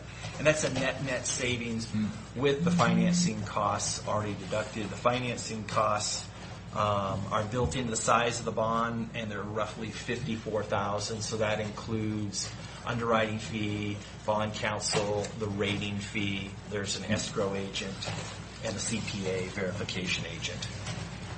Does that 54 cover all those refi costs, or just certain ones? Everything. It covers all of them. Yeah. And, So- and again, that's a net savings. So The 275 is the net on both bonds. right, yeah, with the $54,000 already deducted, Right. then you're left with $275,000 in savings. Really, it's about 325, 329. Right, when you look at the gross savings. Right. Okay. Oh, we don't expect you to work for free. We just want to know how much we're paying you.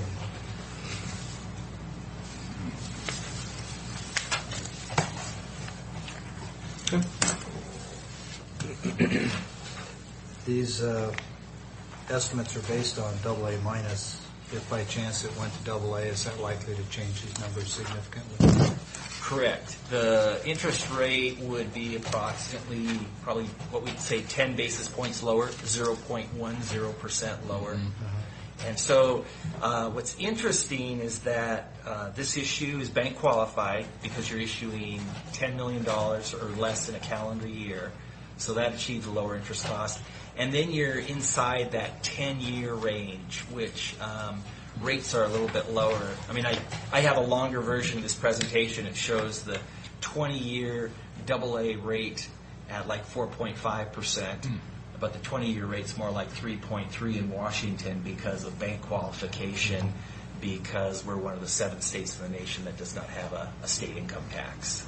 So presumably, part of the service you provide is looking at these curves, what rates are doing within a certain scope, what you think rates are likely to do, what our bond rating is, whether or not that's changed, what the remaining term is, how much it is, whether it's under 10 million bank qualified. You're looking at all these different things and essentially running cost curves to say, okay, does this look like an optimal time? Right. Yeah. Looking at market timing, and so we can, we'll receive the rating grade around March 27th. We'll have a target sale date April 2nd or April 3rd.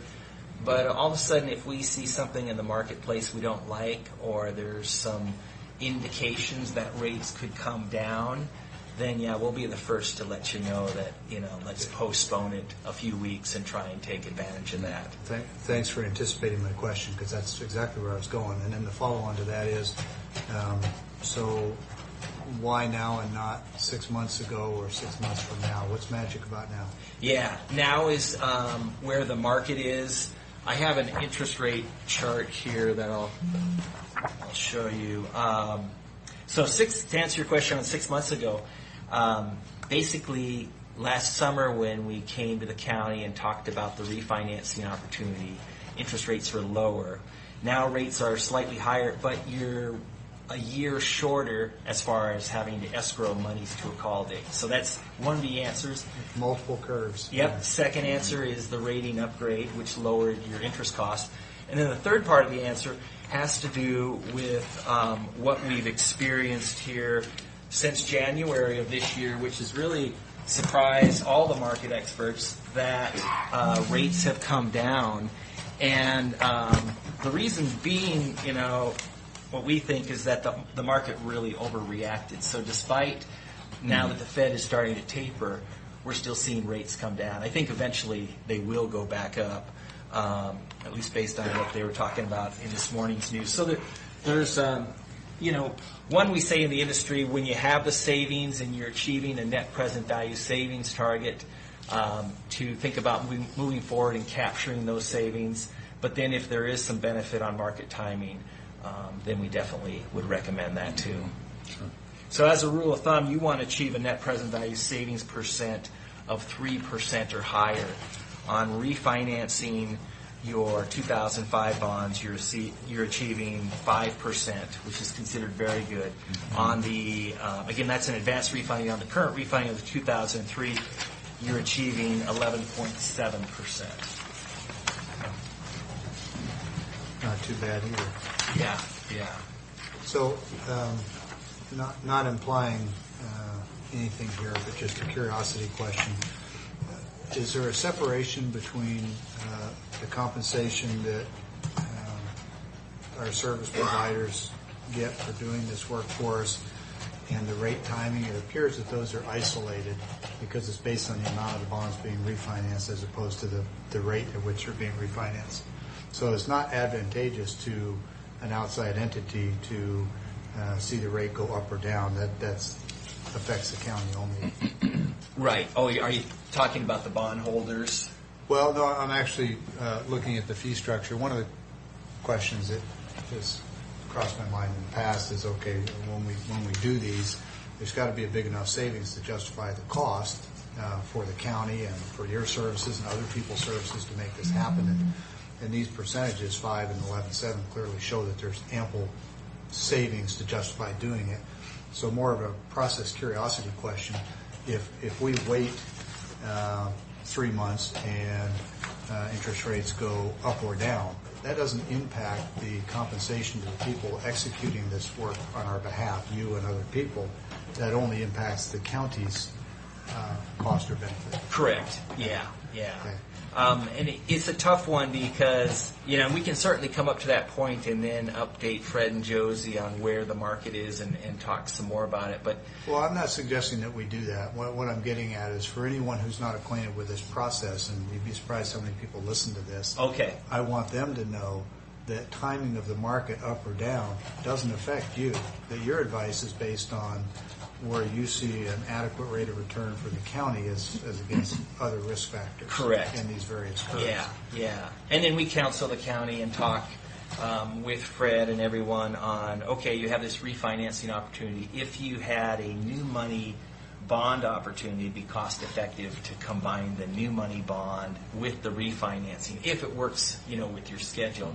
Only because you have the bond attorney, the rating analyst, the underwriter already on board. So instead of paying financing costs 2 times, why not just pay it 1 time? Right.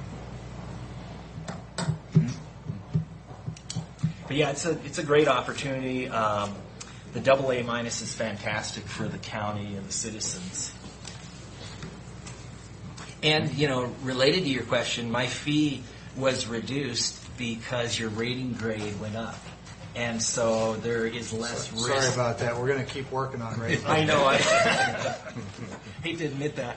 But because you have a higher rating, then there is less risk associated with the higher rated community. So then my fee comes down. It's just the way it works. All right. Is this microphone still on? Okay, so any other questions? So, So I'm asking the commissioners if they're going to approve of this engagement letter. I think somebody's got the paperwork here. That's the, This is the motion for the basically. Well, the other one is it's all in right here. it's all in here. We kind of take turns as chair pro tem, and board member. And it's usually the board member that gets stuck with making all the motions, which is why we're both pushing these documents to the middle. And I do have copies of my engagement letter. Okay. Yeah, the engagement letter. That's what I'm looking for. We don't have a motion there on that, but we do have a motion to refinance the 2003 limited tax general obligation bonds and callable portion of the 2005 limited tax obligation bond for interest cost savings. Are you moving for approval of that? I am. Second. All in favor? Aye. So we don't have on the letter. Did you want that? Possibly another one there. I think we could use here for the two little bullet points, one for each. Well, I can move the approval of the chairman's signature of engagement on the engagement letter between Franklin County and D.A. Davidson and Company. Second. All in favor? Aye. Aye. That'll cover it. Now it's legal.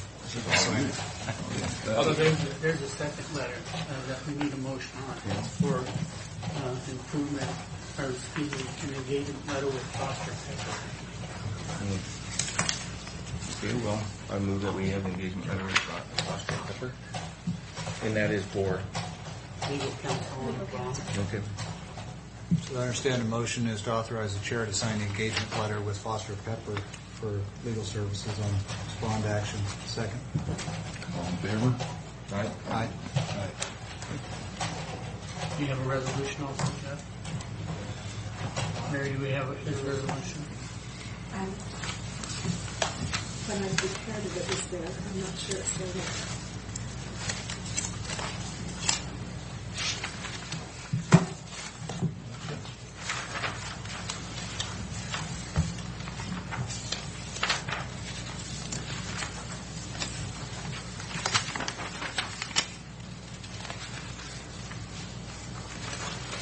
I don't see any resolutions there. It's all the letters. This should be this is the letter, but this is not the resolution. Is that not a resolution? Well, the resolution, yes, it is. It's a copy of the resolution. It's not the original There, resolution. you must be going after it.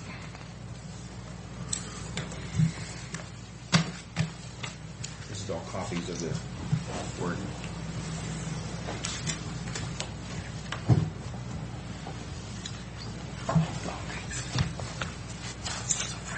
Should I pass these originals? Margaret said she has that blanket one. So either one's fine.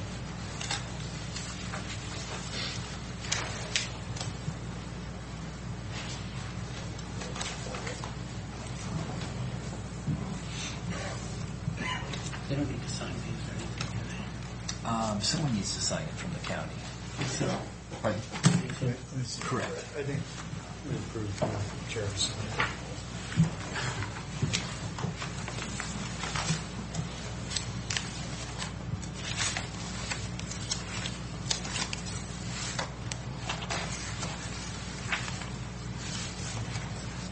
Okay.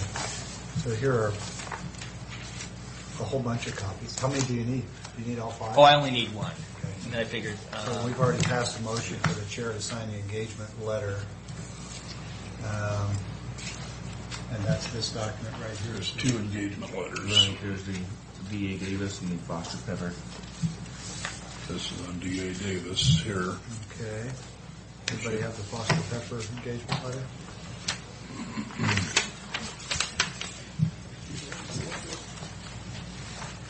I guess Mary took all those with, so I don't know what she... So we still need a motion on the D.A. Davidson engagement letter, correct? No, we did that one. They were both done. Both done. We just need the resolution signed. Just need the documents. Documents. All right. Okay. If there's a resolution,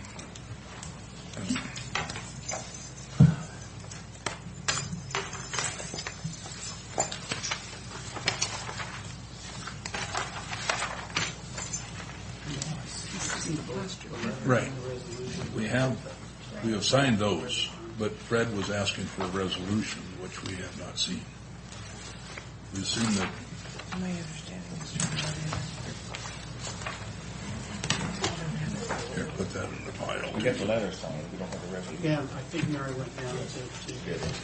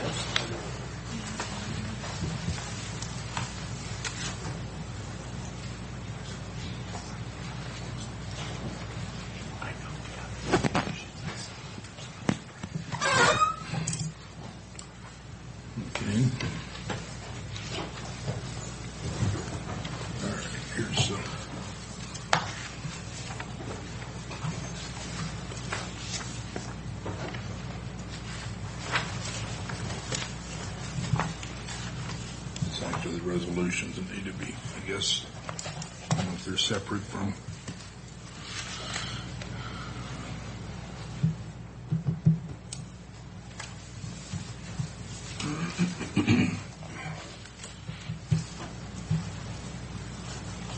That has to go back to Bob.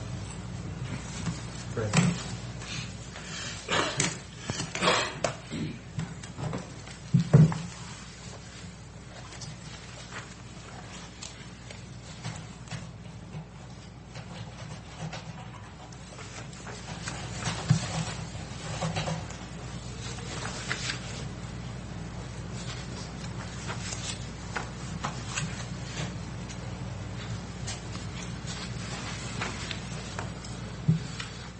Let's see which one was.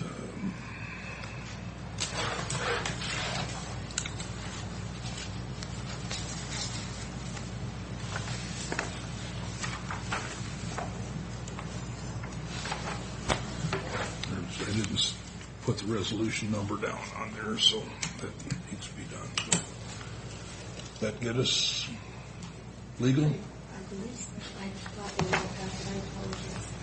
I just want to make sure that we've got both engagement letters and both resolutions signed. Signed. Those are all signed. It's just, this resolution is just for Foster Pepper. It's not for...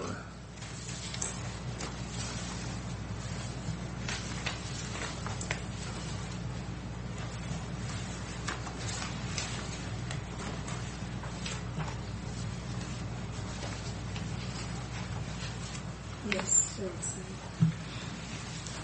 Okay. all right, thank you. Thank you. Thank you all. Sorry about the confusion. But Yeah, oh, no problem. All right.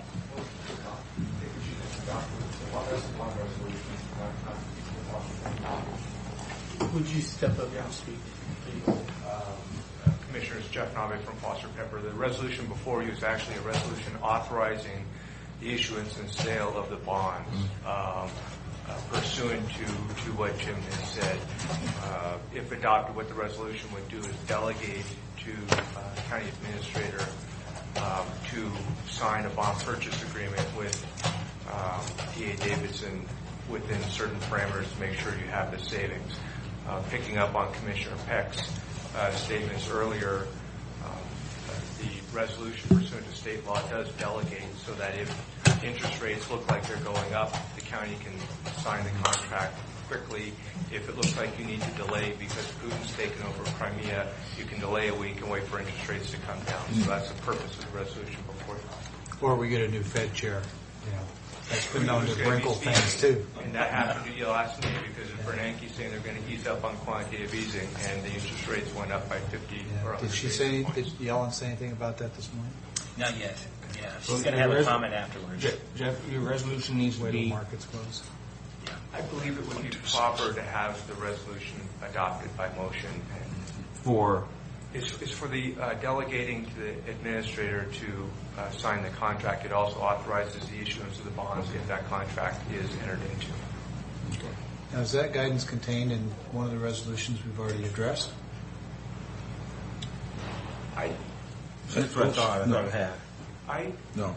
With all due respect, I heard an authorization to move forward with the refinancing. I heard an authorization of the D.A. Davidson engagement letter. I heard an authorization of the Foster Pepper engagement letter, but I did not hear an adoption of the resolution 2004-214-126. Yes. Yeah. And does anyone have a copy of that? Because I'm not. That's it. Just right here. Well, I don't see any authorization then for delegation. I didn't either.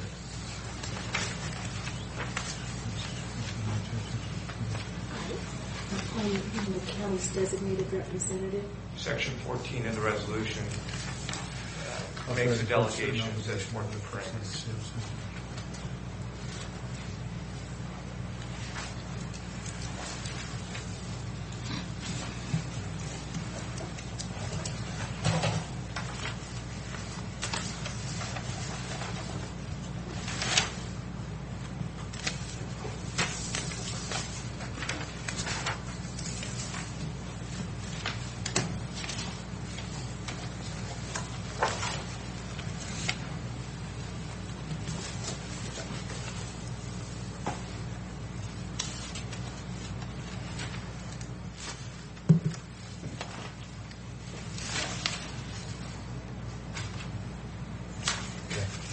I think the confusion comes in is there's two copies of the resolution. There's one on top that doesn't have the supporting paragraphs. And then you go down to the third page and you have the same thing repeated again, and that does have the background. So I was looking at the top one going, I don't see any delegation. It's just paperwork is all. I don't know why we have an extra copy on top, but so we need a resolution for approval of that, or a motion for approval of that resolution. 214-126. Mr. Chairman, I move that we approve the resolution 214-126, Foster and Wells. I'm going to leave it at that. Foster Pepper, not Foster Oh, Wells. I'm sorry. There's a road that's in my mind. Foster and Peppers. Just one more thing, if you could. I understand the motion is to approve resolution 2014-126 as presented to the board. And I will second. All in favor? Aye. Aye. I think they're all signed, aren't they? Yep. Okay. Thank you. Thank you all. Keep your fingers crossed. Where's this file? Okay.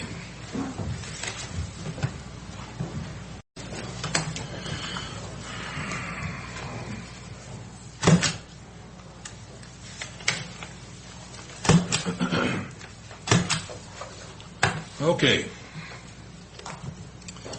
We are in office business and at time for public comment. See none, we'll move into vouchers. And do we have some somewhere? One here. Mr. Chairman, I move that we approve the voucher audited certified, that is audited and certified by the auditing officer for expense reimbursement claims and funded expenditures for the list. And there's a list here, and the bottom of the list is a total of $1,056,999.50. $57,541.41. And the signatures are on there. We got Bowen, Pete Beaton, and Judy Jordan.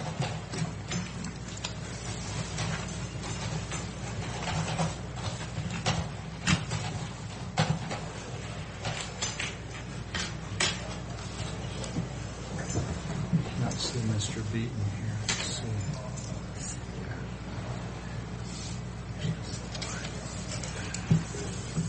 Mr. Bowen, there have been some recent questions about some of the vouchers from the track,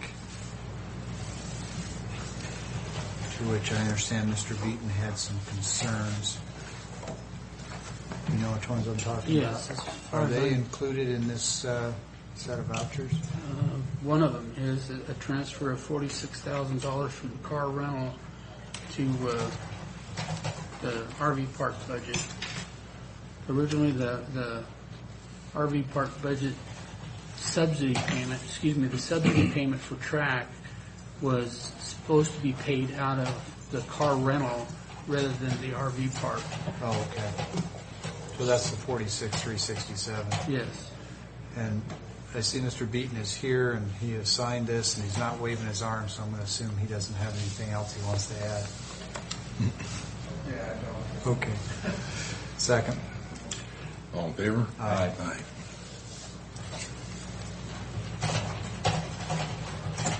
Any more vouchers? I think that's it, just the one, right? That's all I saw.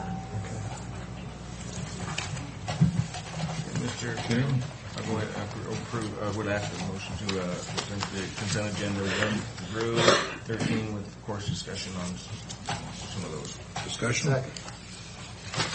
And my thought is just number 6, since we have Mr. Ed Thurber here, that he could probably come and just tell us, because that's a large amount, authorizing a one-time payment of capital costs, $500,000 project operations, and $350,000 total payment of $850,000 at Columbia Basin Behavior Health for a triage.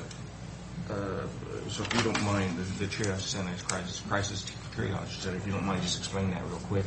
Sure. Last fall, the state made available capital grants to add to inpatient capacity across the state, both crisis triage, EMT facilities, and inpatient centers. We helped Greater Columbia Behavioral Health and Lord's Counseling submit an application to the state for those funds. Both boards of county commissioners were in support and willing to contribute to that locally from our fund balance and reserve funds. So there should be letters of support from both Franklin County and Benton County as supporting documents to that. These are funds that have come to us in the past through one-time only payments from the RSN that we had been trying to work towards building our own crisis center. And this opportunity, the state was creating that opportunity in partnership. And so we moved forward. They were awarded the project. Lord's has retained a contractor and engineers, and they're in the process now of converting the former children's unit into a 16-bed triage facility. So we're moving the funds that we had committed to the project back to the regional support network, who will ultimately contract for the work that they're going to perform. The state has already transferred $1.2 million in the state funds to the QCDH, and there is funds from the Medicaid demonstration project that are earmarked for this, so that the RSN is currently holding 1.3 million, and this will put our portion in and allow them to proceed. Okay, thank you for the explanation. I just wanted to make sure it was clear. I don't have any questions.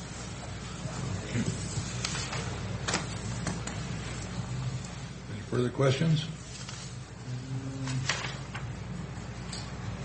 Just doing a final check. There's a lot of them here.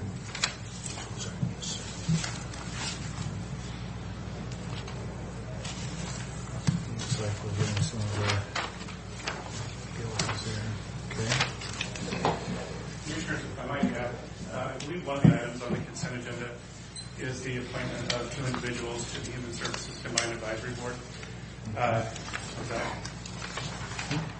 It's appointments to the Advisory Board for Human Services. And it's unfortunate, as you're signing that, we have one of those members has some health conditions and may be resigning. We may need to fill that position again. that I've asked her to reconsider. But you may see a letter of resignation For somebody we just appointed? for someone you just appointed. But it's due to medical conditions. Yeah. Okay. Thank you. No other questions? I don't see it on here. It's not. Yes. Oh, Did I hear no further questions? Correct. All in favor? Aye. Aye.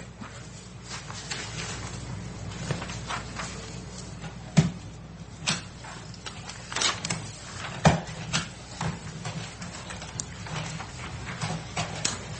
think the Board of Health meeting was canceled. Yes, it is. Just Board of Health meeting is canceled, but the Bi-County one will be still on, correct? Thanks. With that, we'll let Fred and Larry start. We can sign these in our interim.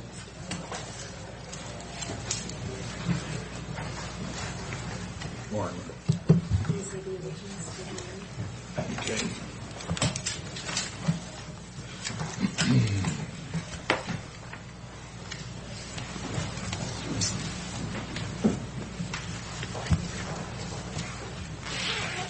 These are Larry's originals, Commissioner.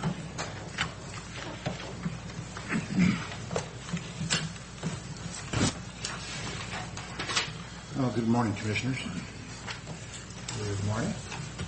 I'm going to bring to your attention this morning 2 change orders that have some history behind them in the fact that we did present a plan of attack for our entry to the east side of the facilities, the new Justice Center, and I have finally accumulated prices that I can present today. So with that, I'm presenting change order number 11. It comprises some potential change orders 042, 070, 071B, and 074. The one that of most interest to us right now is probably the proposed or potential change order 042 in the amount of about $27,357 for the fences, concrete, sidewalk, curbs, asphalt for the east parking lot at entries to the Justice Center. Larry, help me understand here. We're looking at change order 11, and now you're talking about potential change orders. Is there a collection of potential change orders that together make up change order 11? That is correct. Okay, all right. That is correct. And so I'll continue on here.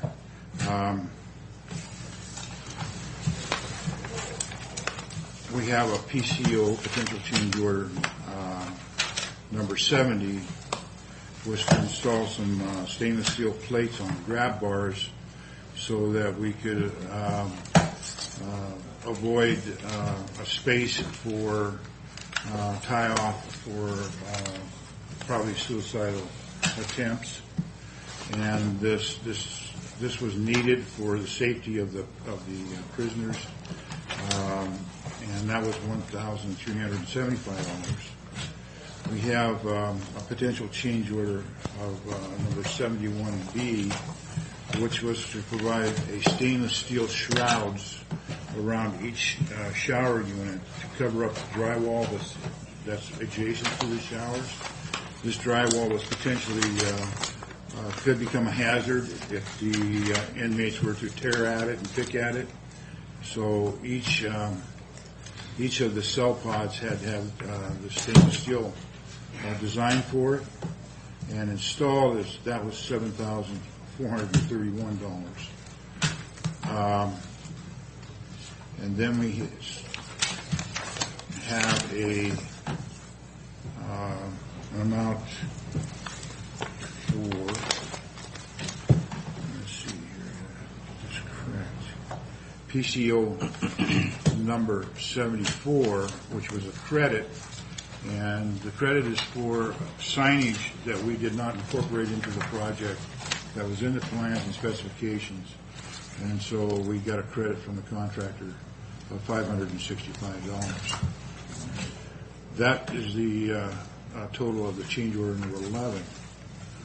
The one that we had discussed before, of course, was PCO 042, and that was for the design and the configuration of the fencing, the concrete, the handicap curbs and pavement. This is no longer part of 11, right? Right. Yeah, we're still on 11. We're still on 11, or is this 12? No, this is 12. This is still 11. When I first introduced the change order that here about, I believe it could be as much as 10 weeks ago, we had a price on that of, the first pricing by the contractor was like $73,000. And I told you that if you thought that this was the right schematic for proceeding with the new entry systems out there, then I would get that price reduced.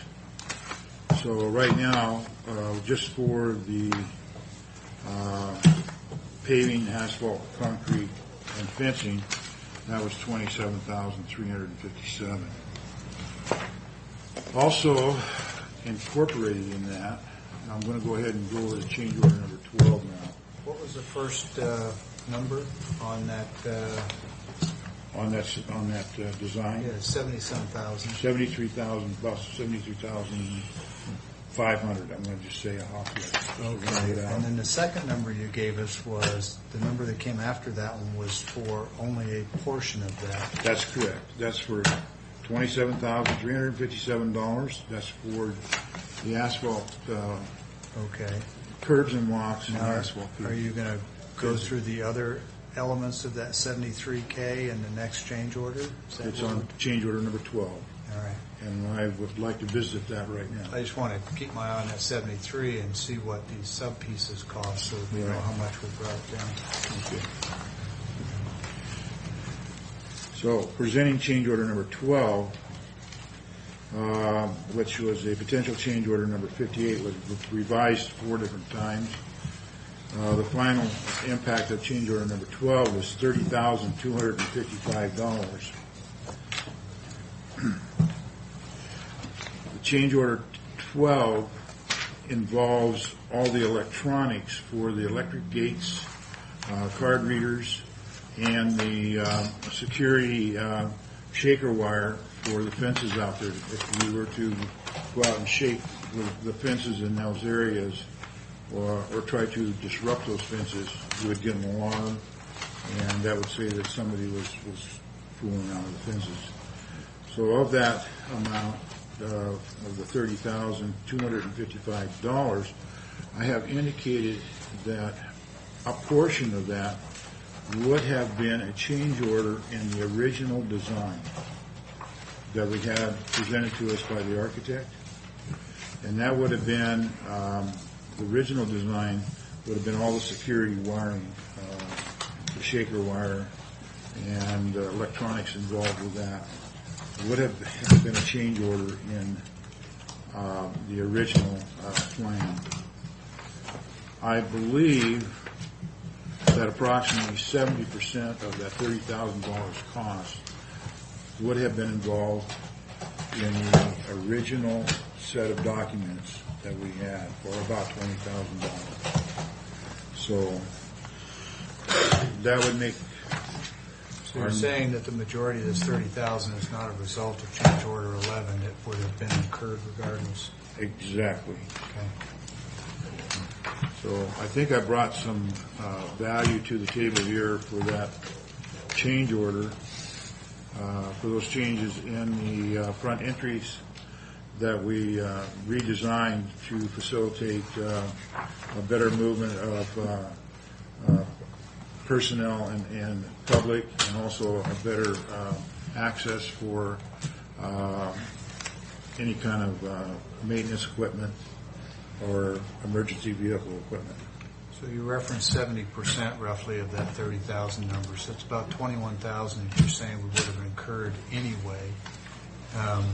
And we would have incurred that because the original plans didn't include this shaker wire system? That is correct. The shaker wire was actually an omission in the original set of documents.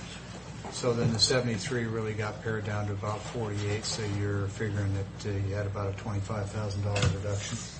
That's correct. See, you didn't think I listened to you. No, you did a very nice job of listening to me. So, with that, then my recommendation is that we would adopt change order number 11 and change order number 12 and move to approve those two change orders. Mr. Chairman, move for approval of change order number 11 with the 33 pages of backup as presented by the county administrator through Mr. Cooter. Second. All in favor? Aye. Mr. Chairman, move for approval of change order number 12 with 14 backup pages as presented by the county administrator through Mr. Cooter. Second. All in favor? Aye. Okay, thank you, take those change orders there and stamp them while you got them. So, Larry, the project is almost complete. Is there going to be more change orders as we keep rolling out the end here? These are the two change Yeah, orders. I'd kind of like to give you about a 5-minute update on the project. Do that next week maybe, or you want to do it now? I could do it now, Okay. just very shortly, or very briefly. To answer your first question, I would anticipate that there will be more change orders on the project because now we are moving into our second phase of the project, and that is a remodel. And usually in remodels we have discovery of conditions of unknown conditions, and so I would assume that right now, yes, we will have some change orders coming in the future. My report is that yes, we are coming to the conclusion of Phase 1A and Phase 1B, which is basically the total Justice Center building, which includes the Correction Center, the Sheriff's offices, and also the municipal courts. I anticipate that we will get a certificate of occupancy for the total building prior to the end of this month. We have people that are already starting to move furniture and office paraphernalia at this point. So with that, with the finishing of the first phase, today we have started the second phase of the project. I think we're in a relatively good position. We're starting basically on time, and I believe our projected end date for substantial completion of September 4th will hold true at this point in time. So with that, I would like to also indicate to the board that we have moved approximately 50% of the residents of the Correction Center from the old corrections to the new jail buildings. So the new jail building is now closed down to the public, and so I'm sad to say we'll have probably no more tours of that area. Well, we can arrange a tour if the commissioner wants to get himself in enough trouble. We can arrange a tour for the commissioners. We don't have to. So, not for today, but in the future, it'd be interesting to know if there's any kind of a rough industry standard for percentage dollar cost to get change orders on a project of this type and scale, and then how we compare to that standard. Right. And then thirdly, of those changes that we have encountered, what percentage do we attribute to county's change of plans, architectural oversight, construction problems, etc. I think that would be a useful, high-level synopsis for the board. I would appreciate it. Totally agree. We are keeping track of that, and so right now we're keeping track of the errors and omissions that have been developed into the plan, and we're also keeping track of the items that the county found beneficial to add to the project, and we're also keeping track of the unforeseen items. So all three of those items are being tracked. Well, if you would give us some sort of a report on those three things, that would be appreciated. I absolutely will. Okay. Thank you very much. Thank you.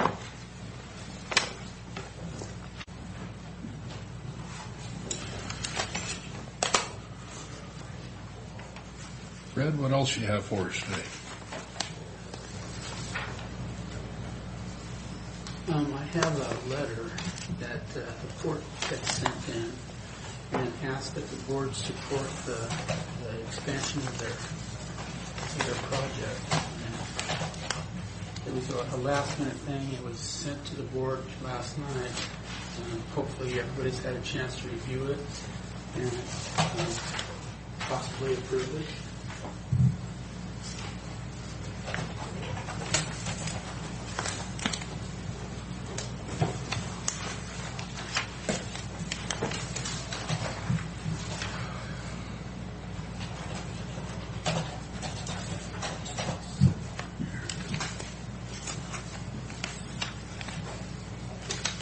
Yeah, I reviewed it yesterday also, and it's time sensitive, and I asked Fred to bring it forward today so we could carry on with it. This is Okay, I would make a motion that we support this letter and sign it, Mr. Commissioners. Well, you know how I feel about airports. I don't know if I can support this. No, just kidding. Love airports. Happy to second. All right, any discussion? If not, all in favor? Aye. Aye.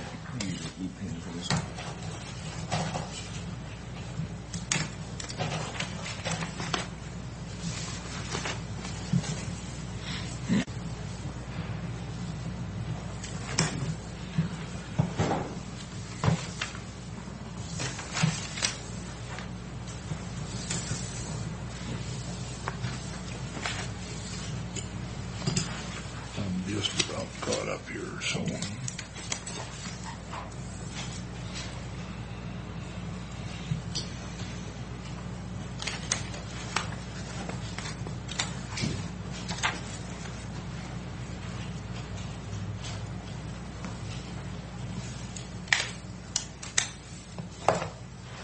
You got quite a stack here, Mary.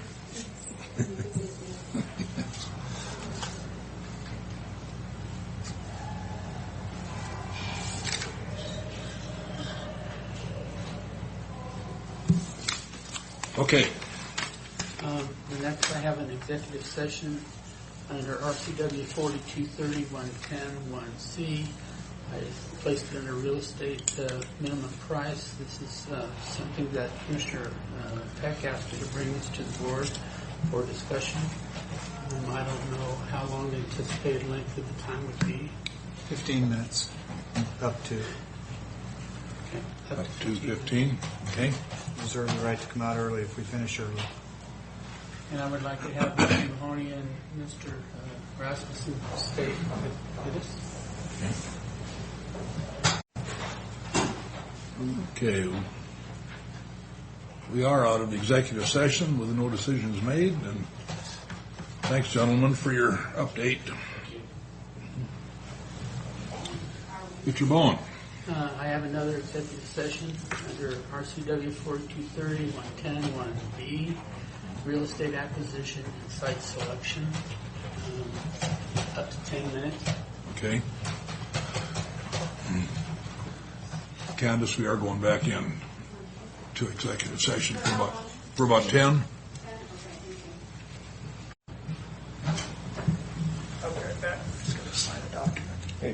We are out of executive session with no decisions made, and Mr. Bowen. I have nothing else for the board today. All right, okay. I think our next item is Ms. Taylor. And then Mr. Sant. You ready for Jim? We are. She's on the next on the agenda.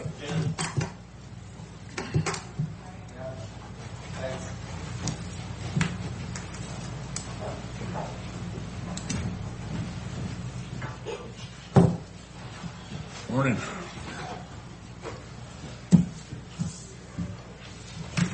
Are you ready for us for... We'd like to have an executive session pursuant to RCW 4230-110-1G to evaluate performance of a public employee for up to 15 minutes, please. Okay.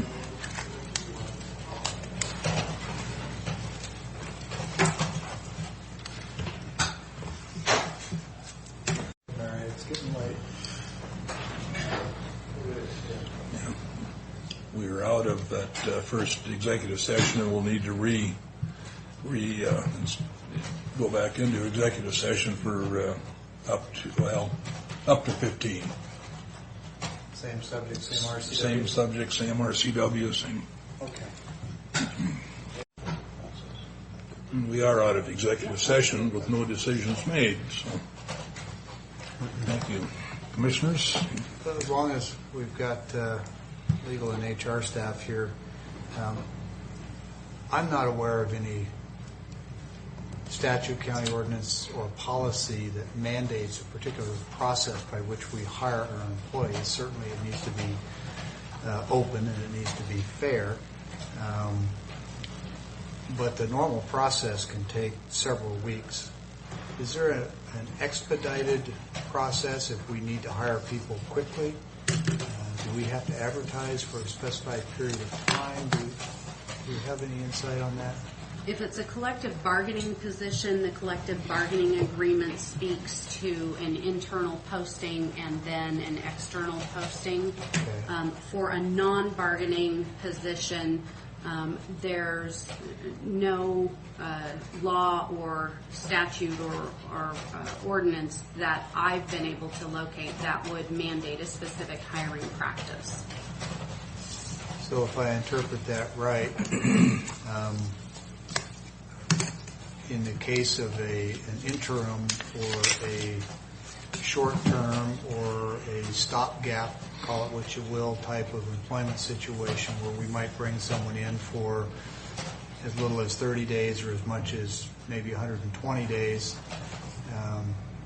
that kind of immediate help sounds like we have a fair amount of latitude in hiring if there are people who meet the criteria of the position. That's my understanding. Is there's no legislated restriction on how an organization fills its positions. So you're right. Okay. And it's also my understanding that while we have begun a functional realignment of HR underneath the prosecutor's office, I don't know if that transfer has been formally documented by resolution. I don't believe it has. It's my understanding that that resolution has not been signed by the board yet. Yeah. Okay. So in terms of hiring, Reg, if we were to look to hire somebody in human resources, that would, at least on paper, still be under the county administrator? Or would we need to, it seems to me we need to execute a resolution to formalize that transfer of putting HR under the prosecutor's office. We've already done the functional realignment, but it seems like we need to document that.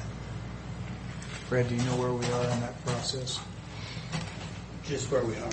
We haven't formally transferred it over. What's it take to get a resolution to do that? I will not know. We could have it on consent agenda next week. That resolution has been drafted It had been circulated some time ago, but then never formalized and submitted. So it is prepared. It just needs to be brought before the board. Yeah. Okay. Well, I'm aware that there's a need for some extra short-term temporary employment help in HR, but I don't want the board to be in the position of making employment decisions, short-term, long-term, or otherwise, for what effectively is a PA staff, because HR is going to be under prosecutor's office. So I'd like to suggest that we have a resolution before the board no later than next Wednesday that formalizes that transfer, and then undertake at that time the idea of transferring budget authority from the human resources budget into the prosecutor's budget, if we can do that without reopening it. And that effectively moves both the authority for HR and the funding into the prosecutor's office. I think all that needs to happen next week. And then there would be one other action, and that would be for the board to consider at next week's meeting, creating a temporary position, employment position within HR. I think at that point we would have covered all the steps necessary to complete the transfer to the prosecutor's office, to move the necessary funding for that, and then to give the prosecutor the necessary flexibility to determine how to staff HR, including the possible use of a short-term employee. That's my recommendation. I just want to go on the record and state that it's my assessment that there's a very critical situation that is present in HR, and I would ask that the board approve the creation of an office assistant 1, full-time, temporary, non-union, non-benefited position. I would ask that that be created today, and that we be allowed to proceed to get that filled. It's my assessment that delay is potentially creates risk for the county. I certainly understand your comments and your observations, but I just want to be on record in saying that from my assessment and the information that I have, further delay is a potential risk to the county. I don't know that they're sequential. I don't know that it has to move into the prosecutor's office before a temporary position can be created. Well, with that, why don't I go ahead and make the motion then? That we create that temporary office assistant 1 position, full-time, non-union, non-benefited, and a line item there's a line item with copy down in the 2014 current expense human resource budget and intra-budget line item transfer. There's some numbers here we'll just go ahead and take. Is there a length of time on that? There is not a length of time, but we've talked about 4 months.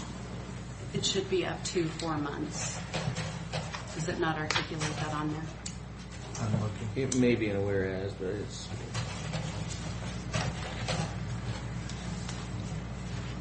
$4 months. No, it's a step 4. Right below. Step 4 with the... Oh, you're right, I'm sorry. With the months, yeah. That's on. So I added 4 months. Yeah. Okay, so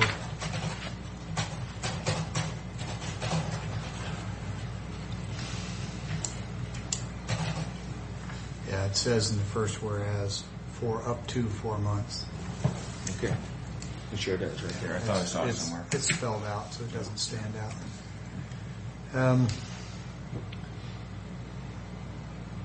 So a motion's been made to approve this resolution essentially as presented, correct? Mm-hmm. Okay. And as I read this, it says up to 4 months, full-time, non-benefited, grade 13, step 4. And the funds transfer here essentially uses the funding that's available in the HR budget.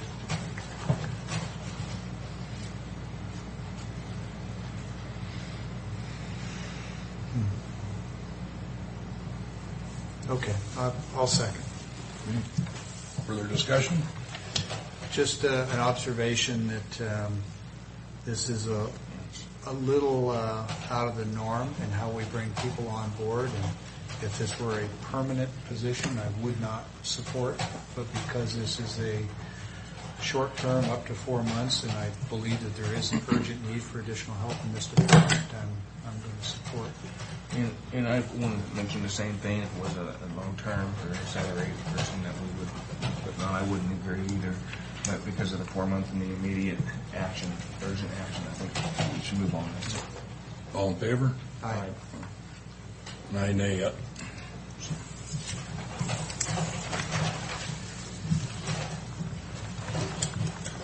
And certainly, if there weren't an emergent need, we wouldn't be asking for it on an emergency basis as well. Thank you.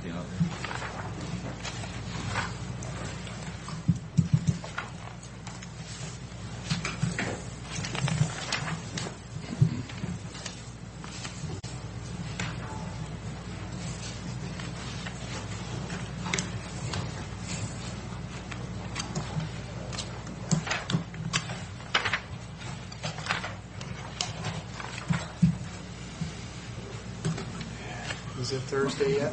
Yeah. Well, I tell you, it's a good thing we canceled that Board of Health meeting, isn't it? Yes, I think. No, we just weren't prepared for a few. Are we on next for the next matter? Yes, you are.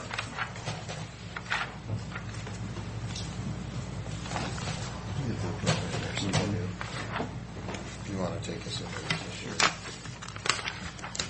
Good Kyle, afternoon. you want it on. Mr. Sant and Mr. Verholp here on the matter noted on the agenda, which requested, as I recall, up to 30 minutes of executive session per RCW 4230-110-1I for potential litigation and or risks of a proposed action regarding critical habitat designation involving the bladder pod. And I'll just advise the board that I've got approximately 10 minutes. I've got other matters that I got to attend to, but I think we should cover the major part of that within that time. All right.